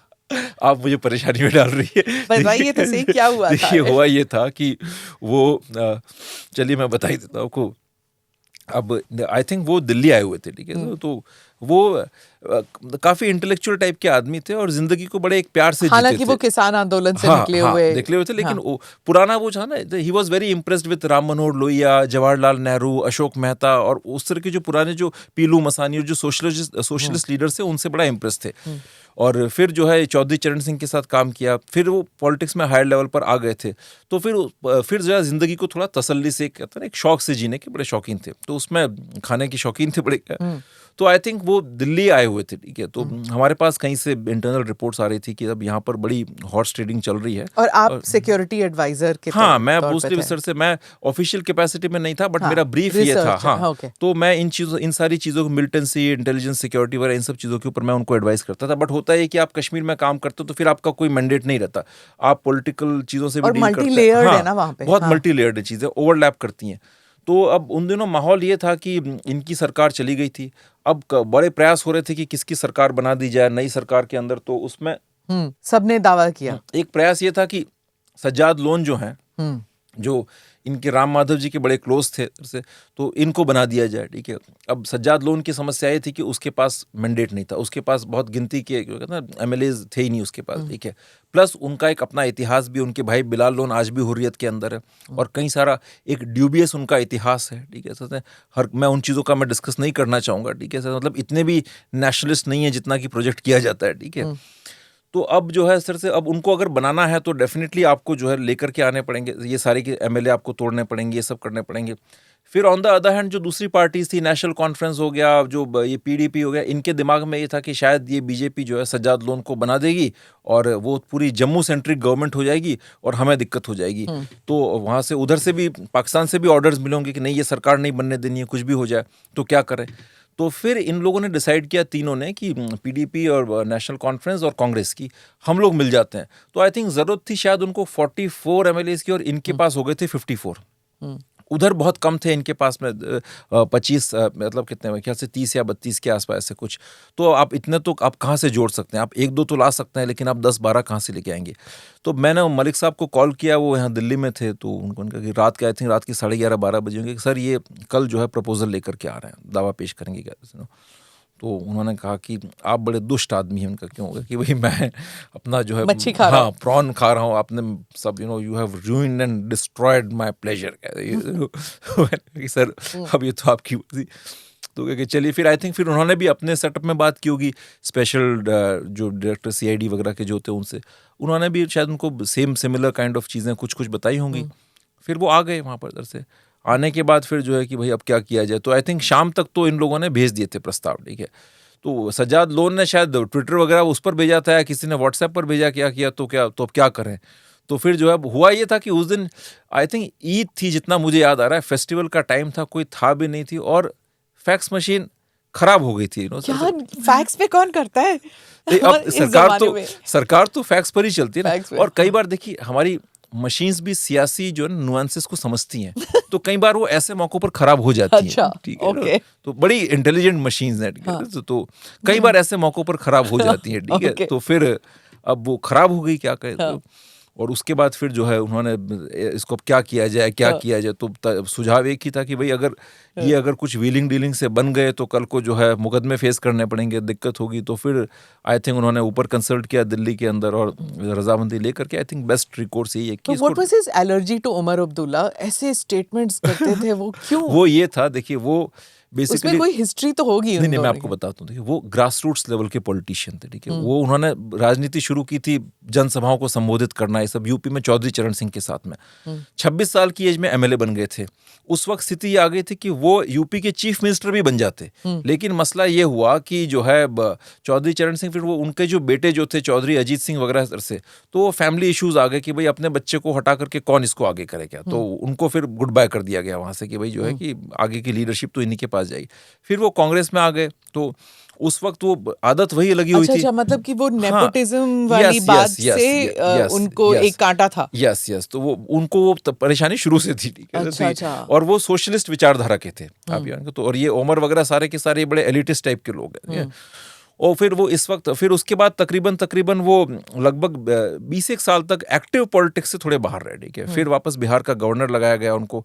उससे पहले हालांकि एटलीस्ट 1991 तक उनका सबके साथ इनके साथ बड़े अच्छे संबंध थे। मतलब ही was a very powerful grass roots level politician, चाहे वो चंद्रशेखर हो चाहे वीपी सिंह हो, इनके साथ बड़े अच्छे इनके ताल्लुकात थे। तो उसका और वो शाहबानो केस के ये आरिफ मोहम्मद खान जो हैं, इनके साथ भी बड़े अच्छे रिश्ते थे उनके। फिर जब 20 साल बाद वापस उनको बिहार का गवर्नर लगाया गया तो पहले तो थोड़े डिफिडेंट थे, फिर धीरे धीरे उनको लगा कि अब वापस पॉलिटिशियन कभी भूलता नहीं है इन चीज़ों को, ठीक है। तो उसके बाद फिर वापस वो फॉर्म में आने लगे। फिर वापस उनको कश्मीर भेज दिया गया। तो कश्मीर में पहले थोड़ा सा वो हिचकिचा रहे थे कि कैसे होगा, यहाँ तो बड़ा एक अलग कॉन्फ्लिक्ट जोन है, कश्मीर समझ में ही नहीं आता। बट देन उनका ये था कि वो थोड़ा इंटेलेक्चुअल टाइप के आदमी थे, तो जो कि मैंने उसमें जिक्र किया है कि मेरा उनके साथ मुलाकात कैसे हुई, क्या हुई, पीएमओ के थ्रू ही सारा वो हुआ था। तो नृपेंद्र मिश्रा हाँ, वगैरह ने। तो फिर जो है अब वो उनको जैसे जैसे हमने उनको बताना शुरू किया, ग्रास्पिंग पावर उनकी बहुत शार्प थी, लोगों की पल्स समझते थे, तो फिर वो अपने फुल पॉलिटिशियन मोड में आ गए थे। अब पॉलिटिशियन मोड में आ गए, अब गवर्नर जो है उसको चुनाव तो लड़ना नहीं है, कुछ करना नहीं है, तो कहा कि मैं इनकी खिंचाई करूंगा, अब्दुल्ला और मुफ्तीज की। और ऊपर से दिल्ली की भी स्ट्रैटेजी यही थी, और कश्मीर की असल बीमारी भी यही लोग थे। कश्मीर की जो 370 हटाने के अंदर कोई सबसे बड़ा अगर अवरोध अगर साबित होते तो ये लोकल पॉलिटिशियंस ही साबित होते, क्योंकि टेररिस्ट का तो ये कहना था कि साहब ये तो आपके आइन का पार्ट है, आपके कॉन्स्टिट्यूशन का पार्ट है, हम तो कॉन्स्टिट्यूशन में ही नहीं मानते, हमें क्या लेना देना, ठीक है, आप हटाओ रखो जो भी है क्या। लेकिन मेजर प्रॉब्लम इनको थी क्योंकि इनके सारे प्रिविलेजेस 370 की छत्र छाया में सारा सेपरेटिज्म का कारोबार, इनके करप्शन, इनका एलिटिज्म वहां पर चल रहा था पूरा का पूरा। तो इन्होंने फिर जो है इनको धोना शुरू किया, जैसे इनकी अच्छी खासी जो कहते हैं ना हजामत बनानी शुरू की। फिर ये है कि अब वो क्योंकि जैसे महबूबा मुफ्ती मैडम, तो उनके फादर जो थे मुफ्ती साहब, उनके बड़े अच्छे दोस्त थे वो, ठीक है। इधर जो है अब वो उमर को तो अपने कैडर का समझते ही थे, वो तो बच्चे समझते थे। ये महबूबा जी आती थी, उनको एड्रेस ही ऐसे करते थे, हाँ बेटा कैसे हो, क्या खाओगी बेटी, वो ऐसे बात करते थे उनसे, ठीक है। और वो उनकी पुरानी दोस्ती, वो पहले वो मतलब शेख साहब वगैरह को थोड़ा सा वो अपने से सीनियर मानते थे, बाकी वो कुछ समझते नहीं थे। फिर थोड़ा सा उनमें आपको कैसे एक्सेप्ट कर लिया फिर उन्होंने, because you were not even IAS IFS, कुछ नहीं है आप, शायद इसीलिए कर लिया होगा क्या, या किस्मत। आप एकेडमिक थे वहां पर, तो लैटरल एंट्री है आपकी। मेरे ख्याल से शायद यही रीजन रहा होगा, बिकॉज जो IAS IPS होते हैं उनका एक खास नजरिया रहता है, वो पब्लिक से कहाँ मिलेंगे भाई, और चीफ सेक्रेटरी के साथ भी नहीं बनती थी उनकी। हाँ, वो बिल्कुल नहीं बनती थी। वो पब्लिक साहब लोग तो पब्लिक से मिलते नहीं है, उनको जरूरत भी नहीं है। आप वो तो अगर आप आ गए तो ठीक है, आपका टाइम बाउंड प्रमोशंस हैं तो, और आपका टेम्परामेंट भी नहीं है। सपोज आपका इंटरेस्ट था, और आपके सपोज चार्टर्ड अकाउंटेंसी का डॉक्टर थे और आपको गलती से पुलिस सर्विस मिल गया, तो आपको क्या इंटरेस्ट है, ठीक है। पर जैसे दिल्ली ने सोचा ना कि 370 हटा दिया तो अब ज्यादातर मुश्किलात कम हो गए हैं, लेकिन that was not the issue. नहीं, देखिए वो मैं यही कहता हूँ, एक स्ट्रेटेजिक थिंकिंग की कमी जिसको बोलते हैं ना, क्या 370 को हटाना ना एक साइकोलॉजिकल बैरियर था जिसको आपने ब्रेक किया, और वो एक फुटप्रिंट था भारतीय जो स्टेट है उसका, कि भाई आपको जो है ना हम कड़ा जवाब दे सकते हैं कैसर से, आपने हमको एक सॉफ्ट स्टेट समझा, वो नहीं। उससे बड़ा इनके अंदर एक सिग्नलिंग हुई थी कश्मीर के अंदर कि अब जो है ये इंडियन स्टेट हमारी खिंचाई करेगा, मतलब जो है ना अब ये बिल्कुल बर्दाश्त नहीं करेंगे। लेकिन उसके बाद हम लोग भटक गए। डू यू थिंक दैट ये जैसे वो कह रहे हैं कि स्टेट आइडेंटिटी के लिए इट इज़ नेसेसरी कि स्टेटहुड वापस आए, और in fact some of them even say कि 370 भी वापस ले आएंगे, हो सकता है कभी? ये सारे देखिए झुंझुने हैं, मैं आपको बताता हूँ कैसे, जिनको आप रियल मुद्दों पर जाएं, क्या मतलब मोदी डोवल डॉक्ट्रिन में क्या ये वादा करना लोगों को मुनासिब है? I don't think so, because वहाँ की जो डीप रूटेड प्रॉब्लम्स हैं, देखिए जिस सोसाइटी में लड़कियां सुसाइड बॉम्बर बनने को तैयार हैं, डॉक्टर उमर नबी जैसे लोग डॉक्टर बन करके पढ़े लिखे होकर के खुद को जाके ब्लास्ट कर देते हैं, क्या वो सोसाइटी लोकतंत्र के लिए, डेमोक्रेसी के लिए रेडी है? वो तो एक मेंटली डिरेंज्ड, मतलब कहते हैं ना एक ऐसे ट्रॉमा, या जिसको आप कह सकते हैं ना मेंटल एजाइलम के अंदर, कलेक्टिव जिसको आप डिसफंक्शनैलिटी के अंदर एग्जिस्ट कर रही है, कि पहले तो आपको उन चीज़ों का इलाज करने की ज़रूरत है।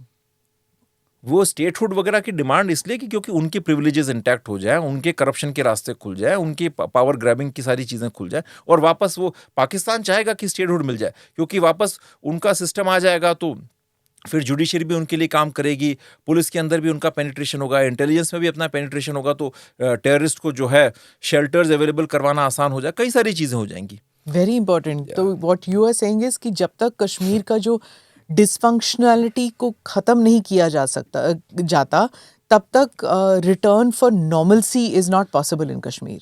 नॉर्मलसी आई थिंक मुझे ऐसा लगता है कि शायद ये नॉर्मलसी मतलब अब आई don't know what the word new normal ये वर्ड ही ये भी अजीबोगरीब बड़े उलझाने वाले टर्म्स हाँ, हैं. मैं आपको बताऊं कि जो है ना कई जो वेस्टर्न जो आपके जो नैरेटिव्स हैं सारे के सारे डेमोक्रेसी, इलेक्शंस, नॉर्मलसी, ये बेसिकली अब तो कहता है ना हमें अपना ही डेफिनेशन निकालना पड़ेगा. आपको अपनी डेफिनेशन में आप किसको डेमोक्रेसी कहते हैं भाई, जहां पर जो है एक भी कश्मीरी पंडित को आने नहीं देना चाहते लोग, जो रोहिंग्यास को तो एक्सेप्ट कर रहे हैं कि भाई ठीक है, बच्चे छोटे छोटे बच्चे कि हमारे भाई हैं उनको आएंगे, कश्मीरी पंडित जो वहां का रहने वाला है उसको नहीं आने देंगे, उनको कत्ल करेंगे, वो सोसाइटी डेमोक्रेसी के लिए रेडी नहीं है.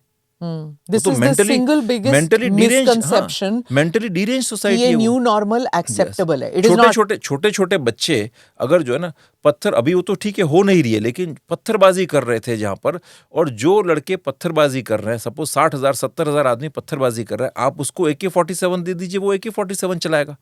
तो सोसाइटी का स्टेट ये.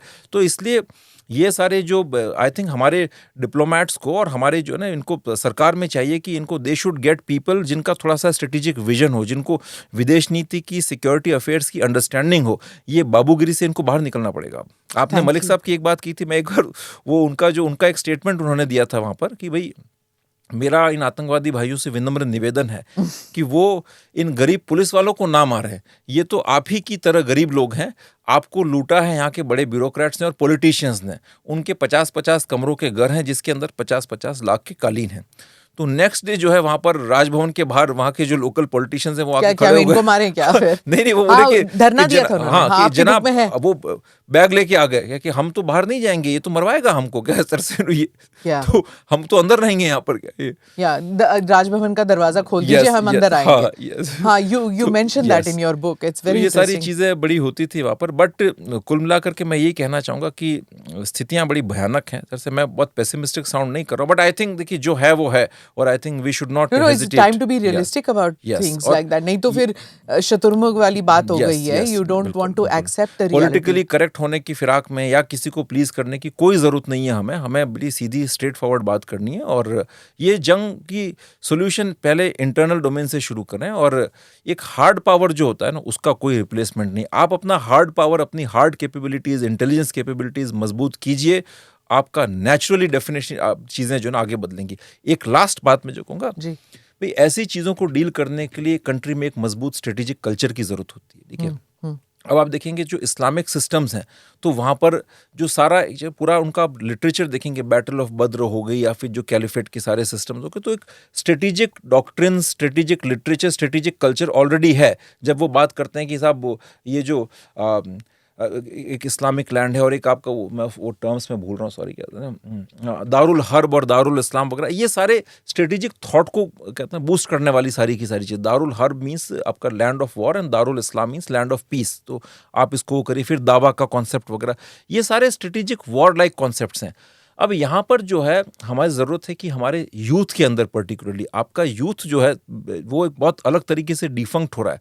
या तो सरकारी नौकरियों के पीछे भिक्षावृत्ति कर रहा है, दिल्ली में आकर के 10-10, 15-15 साल जो है सिविल सेवाओं की तैयारी कर रहा है, उसके अंदर ख़त्म हो रहा है, या फिर जो है ड्रग्स के अंदर ख़त्म हो रहा है, या कई अन्य तरह की कास्ट इश्यूज़ और इन चीज़ों के अंदर ख़त्म हो रहा है. तो एजुकेशन के अंदर आई थिंक हमारी सरकार को और स्टेट को बहुत मैसिवली जो है ना उसमें काम करना पड़ेगा, और सिक्योरिटी के डोमेन के अंदर. अभी ना मैं वांट टू आस्क यू कि जो वेस्ट एशिया कॉन्फ्लिक्ट है, अगर ये एस्केलेट होता है तो इसका असर भारत पे कैसे पड़ सकता है? Again a very interesting question. देखिए भारत का जो एवरेज मुसलमान जो है, उसके दिमाग में वेस्ट एशिया का और जो इस्लामिक जगत है अरब वर्ल्ड, उसका बड़ा एक सेंस ऑफ ऑ है. आप एक चीज़ नैरेटिव हमेशा देखेंगे यहाँ पर कि आप बात करें कश्मीर में जाकर के, सर हमारे साथ 57 OIC कंट्रीज़ हैं, है ना, अरब ममालिक हमारे साथ में. और भी आप देखेंगे जाकर के, चाहे वो केरला में जाएँ, वेस्ट बंगाल में जाएँ, तो जो इनकी जो कनेक्शंस हैं वेस्ट एशियन जो बड़ी बड़ी चैरिटीज़ हैं, चाहे वो अल हरामैन हो, चाहे वो आपका जो टर्की हो, कतर, उनके साथ बड़े रोबस्ट लिंकेजेस हैं. पनवेल और पैलेस्टीन का कनेक्शन है बिल्कुल, जैसे तालिबान, देवबंद वगैरह सारा का सारा. तो बात ये कि अगर जैसे अभी इजराइल का जो वहाँ पर जो हमास वाला सारा जो अटैक जो वो हो रहा है इस तरह से, यहाँ पर इतने हर जगह प्रोटेस्ट हो रहे हैं इस तरह से, आपने देखा होगा अभी वो ईरान के ऊपर जो सारा जो ईरान के अंदर लोग जनता प्रोटेस्ट कर रहे हैं, इधर कारगिल के शिया जो हैं खड़े हो गए हैं, ठीक है, वो प्रोटेस्ट कर रहे हैं कि साहब इंडिया को कहो कि इंडिया ईरान को सपोर्ट करे, ये करे, सारी चीज। तो कनेक्शन एक मेंटल कनेक्शन है। तो अगर वेस्ट एशिया में कॉन्फ्लिक्ट बढ़ती है, लेट्स से कि अगर सपोज ये ट्रम्प अगर जो है जैसे विद इजराइल अगर ये लोग ईरान पर कुछ बड़ी कार्रवाई करते हैं, तो उससे होगा ये कि बाकी जितने अरब ममालिक हैं वो भी इससे अलर्ट हो जाएंगे कि ये जो यहाँ तक बात रुकेगी नहीं शायद, और ये कभी न कभी दूसरे जो इस्लामिक कंट्रीज है वहाँ तक भी बात आएगी।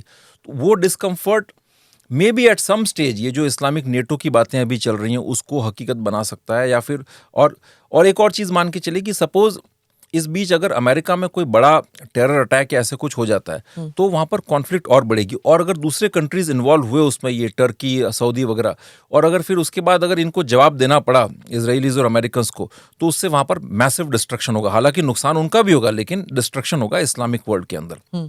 और अभी इजराइल के पास अब वो चॉइस बची नहीं। देखिए इजराइल जिस शेर पर सवार होकर के आगे निकला है, उन्होंने वो गाजा को फिनिश कर दिया, सीरिया के अंदर सारा बदल चुका है, हिजबुल्लाह के अंदर, वहाँ पर लेबनान वगैरह के अंदर वो किया है। तो अब जो है उसको इसको फाइट टू द फिनिश तक लेके जाना पड़ेगा, ठीक है। बिकॉज अगर आपने अभी आप वो कर दिया, अगर ये लोग वापस कहते हैं ना अगर एस्टैब्लिश हो गए, तो फिर जो है उनके लिए दिक्कत आ गई। ईरान वीरान के अंदर भी वापस चीज़ें अगर नॉर्मल हो गई तो रेजिम एम्बोल्डन हो जाएगी, और अब उनके लिए प्योरली रिलीजियस मोड में ये फाइट आ चुकी है। लेकिन अगर वहाँ कॉन्फ्लिक्ट बढ़ी, सपोज लेट्स से जो आसार दिख रहे हैं बढ़ने के दिख रहे हैं, उसमें अगर कुछ लार्ज स्केल डिस्ट्रक्शन आपका जो है ना मुस्लिम वर्ल्ड के अंदर जो है इनकी कुछ किलिंग्स वगैरह ये हुई, तो यहाँ के लोग साइकोलॉजिकली फिर डिमोरलाइज होंगे। यहाँ का जो मुस्लिम जगत है वो साइकोलॉजिकली भारी डिमोरलाइज होगा कि ये क्या कयामत आ गई है दीन के ऊपर। क्योंकि वो ऑलरेडी जो ये लोग वर्ड यूज करते हैं यहूद व हनूद की साजिश, मतलब हिंदू, हनूद मतलब हिंदू और यहूद मतलब ज्यूइश, इजरायली। तो क्योंकि ये जो वो मानते हैं कि इजराइल इंडिया जो मुस्लिम वर्ल्ड में परसेप्शन है, और ये अमेरिकन ये बड़े दुश्मन है इस्लाम के, ठीक है। तो अगर वहाँ पर कॉन्फ्लिक्ट बढ़ती है तो यहाँ पर इनका मोराल काफ़ी डाउन होगा आपका जो है सर से। तो वो हमारे लिए एक बहुत बेहतरीन मौका है भारत सरकार के लिए, क्योंकि तब दुनिया में किसी के पास समय नहीं होगा कि ये पता करने के लिए कि साहब आपने वहाँ पर जो है किसी को थप्पड़ मार दिया, किसी का ह्यूमन राइट्स वायलेट कर दिया, वो कर दिया, जो नॉनसेंसिकल इश्यूज है ना कि आप रोहिंग्या को क्यों निकाल रहे हैं। हमने यही सोचा था सिंदूर के टाइम कि कोई भी वेस्टर्न पावर जो है वो पाकिस्तान का सपोर्ट नहीं करेगा, और पहले 2 दिन में ऐसे ही लगा था। यू नो व्हेन अमेरिका से यही आवाज़ आई कि it's your war, your issue, you sort it out, उसके बाद सारे के सारे पाकिस्तान के साथ हो गए। सो आई डोंट नो अभी तो उस वक्त देखिए वो मैं उस बात कर रहा हूँ, मैं जब मैं एक हाइपोथेटिकल सिचुएशन की बात कर रहा हूँ, मैं भी हाइपोथेटिकल कह रही हूँ कि जब ये इफ वी प्रिज्यूम कि अगर this becomes a big thing, तो हमारे यहाँ यू नो जो मुसलमान है वो सोचेंगे कि oh my God this is happened, let's stay away from this. वो भी तो हो सकता है ना। उनके वो सब करेंगे। देखिए वो 2 चीज़ें हो सकती हैं। वो कुछ हो सकता है उसके अगेंस्ट प्रोटेस्ट करने की कोशिश करें, एक वो स्टे अवे वाला भी फेज आएगा, ठीक है। हाँ। लेकिन उस फेज में आपको बेवकूफ़ नहीं बनना है उस फेज के अंदर, ठीक है। That is the best time जब दुनिया को फुर्सत नहीं है कि इन सब सारी छोटी छोटी चीज़ों के लिए जगह, जब ग्रेट पावर्स आपस में क्लैश हो रहे होंगे, जैसे ये यूक्रेन वाला जो वॉर, जैसे चाइना कर रहा था। हाँ, यस, नो, तो जब आपस में जब ऑपरेशन डेजर्ट स्टॉर्म वगैरह वो सारे चल रहे थे, तो दे वर डेवलपिंग देयर ओन। आप जो है यहाँ पर तब बड़ी विद क्लियर फोकस, तब उस वक्त जो है, क्योंकि पूरी दुनिया में किसी को फुर्सत नहीं है आपकी छोटी छोटी चीजें हैंडल करने के लिए। यूरोपियंस भी जो है अब उनकी अब अंदरूनी समस्याएं इतनी बढ़ने वाली हैं, इकोनॉमिक प्रॉब्लम्स, नेटो उनको शायद छोड़ देगा ना, जिस रास्ते पर ट्रम्प जा रहे हैं। तो इसलिए उनके पास शायद वो उतना वेयर चिल्लाएंगे जरूर। देखिए परसेप्शन नैरेटिव, वो बात चिल्लाने की अलग होती है, लेकिन जो रियल वेयर विदॉल जो है ना वो उतना नहीं होगा। आज यूरोप ने हमारे साथ फ्री ट्रेड एग्रीमेंट साइन कर दिया, उनको भी भारत की ज़रूरत है, बिकॉज जिस तरह से वो फेस कर रहे हैं, एक तरफ रूस एक तरफ अमेरिका, तो अब तो हार्डकोर इकोनॉमिक इंटरेस्ट आ गए ना, तो शायद उनमें वो शक्ति नहीं रहेगी कि हाँ कि वो आपको इतना टारगेट कर सकें। तो वो समय होगा भारत के पास कि आप फुल थ्रॉटल एक जो है ना पूरी मजबूत डिटर्मिनेशन, इच्छा शक्ति के साथ with a clear road map, हमें ये पता होना चाहिए कि हमारा एंड गेम क्या है। जैसे अगर हम अभी चाहें, you know that Mark Carney is coming out here. We know that now Canada is trying to refocus. Yes. यही वक्त है अगर हम खालिस्तान इशू पर हम hard decisions लें. Yes. You know, we ask for those guys to be sent back to India. आप उनके सामने बात रखें, आप मजबूती से बात रखेंगे तो हार्ड रियलिटीज मैटर करती है, वो भी मजबूर होंगे। और खालिस्तान से ज्यादा बड़ी प्रॉब्लम है कि खालिस्तान वहां पर है, पंजाब में वो इतना कोई बेस खास क्रिएट नहीं कर पाए, ठीक है। लेकिन ऑर्गेनाइज क्राइम जो है उसमें उस उनका पर हाथ क्रैकडाउन है। हमें करना पड़ेगा। और दूसरा जो है ना, उनका अगर अलायंस होता है खालिस्तान का और कश्मीर, ये जो टेररिस्ट ग्रुप्स हैं पाकिस्तान से, जो वो पहले हिस्टोरिकली हुआ चल रहा है, बिल्कुल, तो वो एक आपके लिए प्रॉब्लम बन सकता है। बट इंटरनली जो सारा जो ना, we need to answer this question, you know, what is the final solution for the Muslim question in India. ये सवाल तब आया था जब 1947 के अंदर जब अंग्रेज गए यहाँ से, ठीक है ना। जब अंग्रेज गए तब भी हमारी पॉलिटिकल लीडरशिप थी, बहुत विद्वान लोगों की लीडरशिप थी, चाहे वो शरद चंद्र बोस हों, चाहे वो जवाहरलाल नेहरू हों। इनफैक्ट ईस्ट बंगाल के लिए शरद चंद्र बोस ने कहा था कि East Bengal should join Indian union. हम एक डेमोक्रेटिक कंट्री के तौर पर सामने आए, हमने एक ऐसी नज़ीर पेश की कि हम यहाँ पर सारे मजहब के लोगों को, सभी को स्थान देंगे, और ये दिमाग में लोगों के था कि सब धीरे धीरे इंटीग्रेट हो जाएंगे और ये देश चल निकलेगा, ठीक है। पाकिस्तान ने एक अलग राह पकड़ी, लेकिन वो एक्सपेरिमेंट कामयाब नहीं हुआ। आज भी फुल्ली इंटीग्रेशन आपका नहीं हो पाया। तो वो जो फेज़ आएगा जब वेस्ट एशिया में कॉन्फ्लिक्ट बढ़ती है, तो उसमें आप जो है ना, with clear focus, clear determination and with a particular end game, कि यहाँ पर ये इस्लाम चलेगा और ये इस्लाम नहीं चलेगा। अच्छा, रोहिंग्या इशू पे भी, that's also an Islamic issue. Rohingya issue पे why did we allow it to become so big? पहली बात, 11 साल से तो बीजेपी की सरकार है, which is supposed to be strong on national security matters. Why did we allow it to become so big? एक तो ये है कि हमारे सिस्टम के अंदर जो ग्लोबल इस्लामिस्ट लॉबीज है ना, उनके एजेंट्स का पेनिट्रेशन बहुत है। रोहिंग्या बांग्लादेश से उठ करके कश्मीर में जाकर के सेटल हो रहा है, जम्मू में जाकर, कश्मीर में नहीं, हर जगह, हैदराबाद में लेके बैंगलोर से लेकर। पेपर्स किसने बनवाया? कई लोग करप्ट रहे होंगे, किसने बॉर्डर पास करवाया? बड़े बड़े अफसर होंगे, क्या हमने एक के अगेंस्ट एक्शन लिया? और दूसरी बात है, जब सरकार 2014 में आ गई है बीजेपी की, इनका तो मैंडेट है, तो आपको क्या चीज़ रोक रही है? आप क्यों नहीं ले रहे एक्शन? उसके दो ही जवाब हो सकते हैं, या तो शायद आपको विषय की समझ नहीं है, या फिर जो है आपके अंदर विल पावर नहीं है, या फिर आपके शायद कोई और इंटरेस्ट होंगे, आपको कोई किसी और किस्म का प्रेशर, या डर, बिकॉज मतलब विल पावर वाली बात उससे आ गई। मतलब you know, it's also part of our national psyche, कि जैसे ये ह्यूमन राइट्स ऑर्गेनाइजेशन ज्यादा शोर शराबा करते हैं, रोड पर निकल आते हैं। आपने देखा था सीएए प्रोटेस्ट के दौरान कैसे हुआ, इसीलिए एनआरसी नहीं हो पाया। वो तो अलग बात है कि कोविड आ गया था, नहीं तो CAA protest was getting out of hand.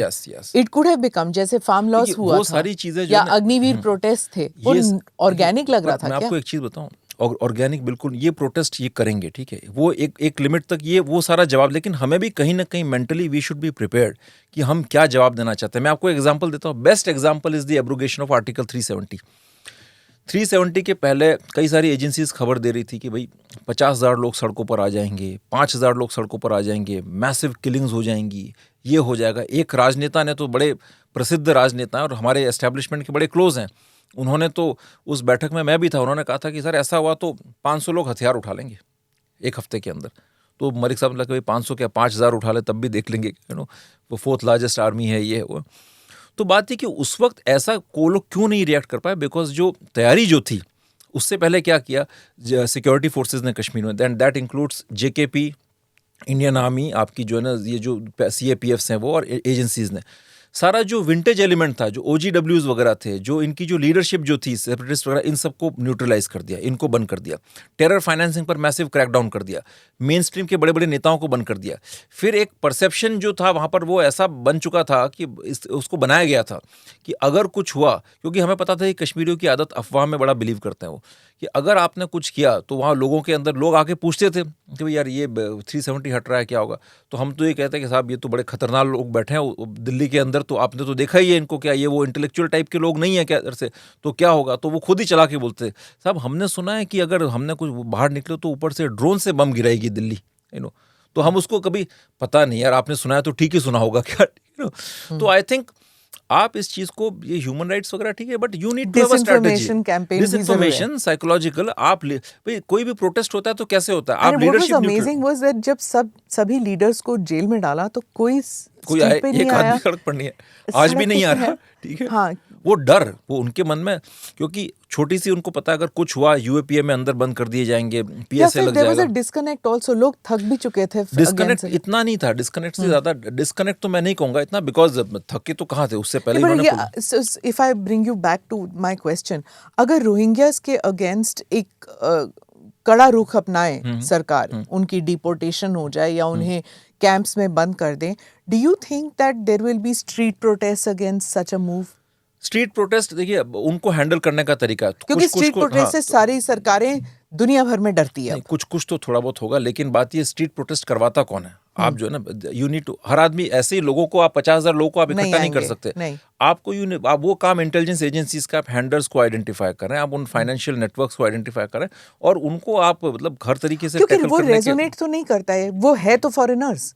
हाँ, वो उनके साथ कनेक्शन भी नहीं है इनका। But slowly they will become, ना हो गए 15 साल since they have been here. यहाँ पर हो गए, लेकिन तब भी अगर स्ट्रीट प्रोटेस्ट को आप टैकल कर सकते हैं, पहली बात तो ये कि आप प्रीएम्प्टिव अगर एक्शन लें तो प्रोटेस्ट होंगे ही नहीं। आप जो है ना, आप लीडरशिप को न्यूट्रलाइज करें। लीडरशिप को बंगाल से आए, I believe even Bengali Muslims जो वहां पे रहते हैं, they are also not happy with these Rohingyas who have come, क्योंकि वो उन्हीं की जमीनों पे बैठे हुए हैं, उन्हीं की नौकरियां ले रहे हैं, उन्हीं के जो बेनिफिट्स हैं वो खा रहे हैं। और ये हमारे, देखिए हम लोग कई बार एजम्पशंस में ज्यादा जीते हैं। आप करना तो शुरू तो करें। भाई आई थिंक मनमोहन सिंह की गवर्नमेंट में 90,000 डिपोर्टेशंस तब हुए थे ना? कितने स्ट्रीट प्रोटेस्ट हो गए? कितने स्ट्रीट प्रोटेस्ट हो गए? वही लोग कहते हैं ना, जानते नहीं है लोग कि Obama has done more deportations than Trump has done. तो वो तो स्टेट बड़ा पावरफुल होता है, लेकिन बात ये कि सिर्फ आपके हाथ में शस्त्र होना जरूरी नहीं है। आपको वो यकीन भी होना चाहिए खुद के ऊपर कि मैं एक शक्तिशाली व्यक्ति हूं और मैं इस शस्त्र का प्रयोग कर सकता हूं। पैराडाइम शिफ्ट की जरूरत है इन नेशनल थिंकिंग। धन्यवाद, thank you so much for coming on the show. Thank you. Thank you for watching or listening to this edition of the ANI podcast with Smita Prakash. Do like or subscribe on whichever channel you have seen this or heard this. Namaste, Jai Hind. This episode is powered by easemytrip.com. Click here to watch the previous episodes.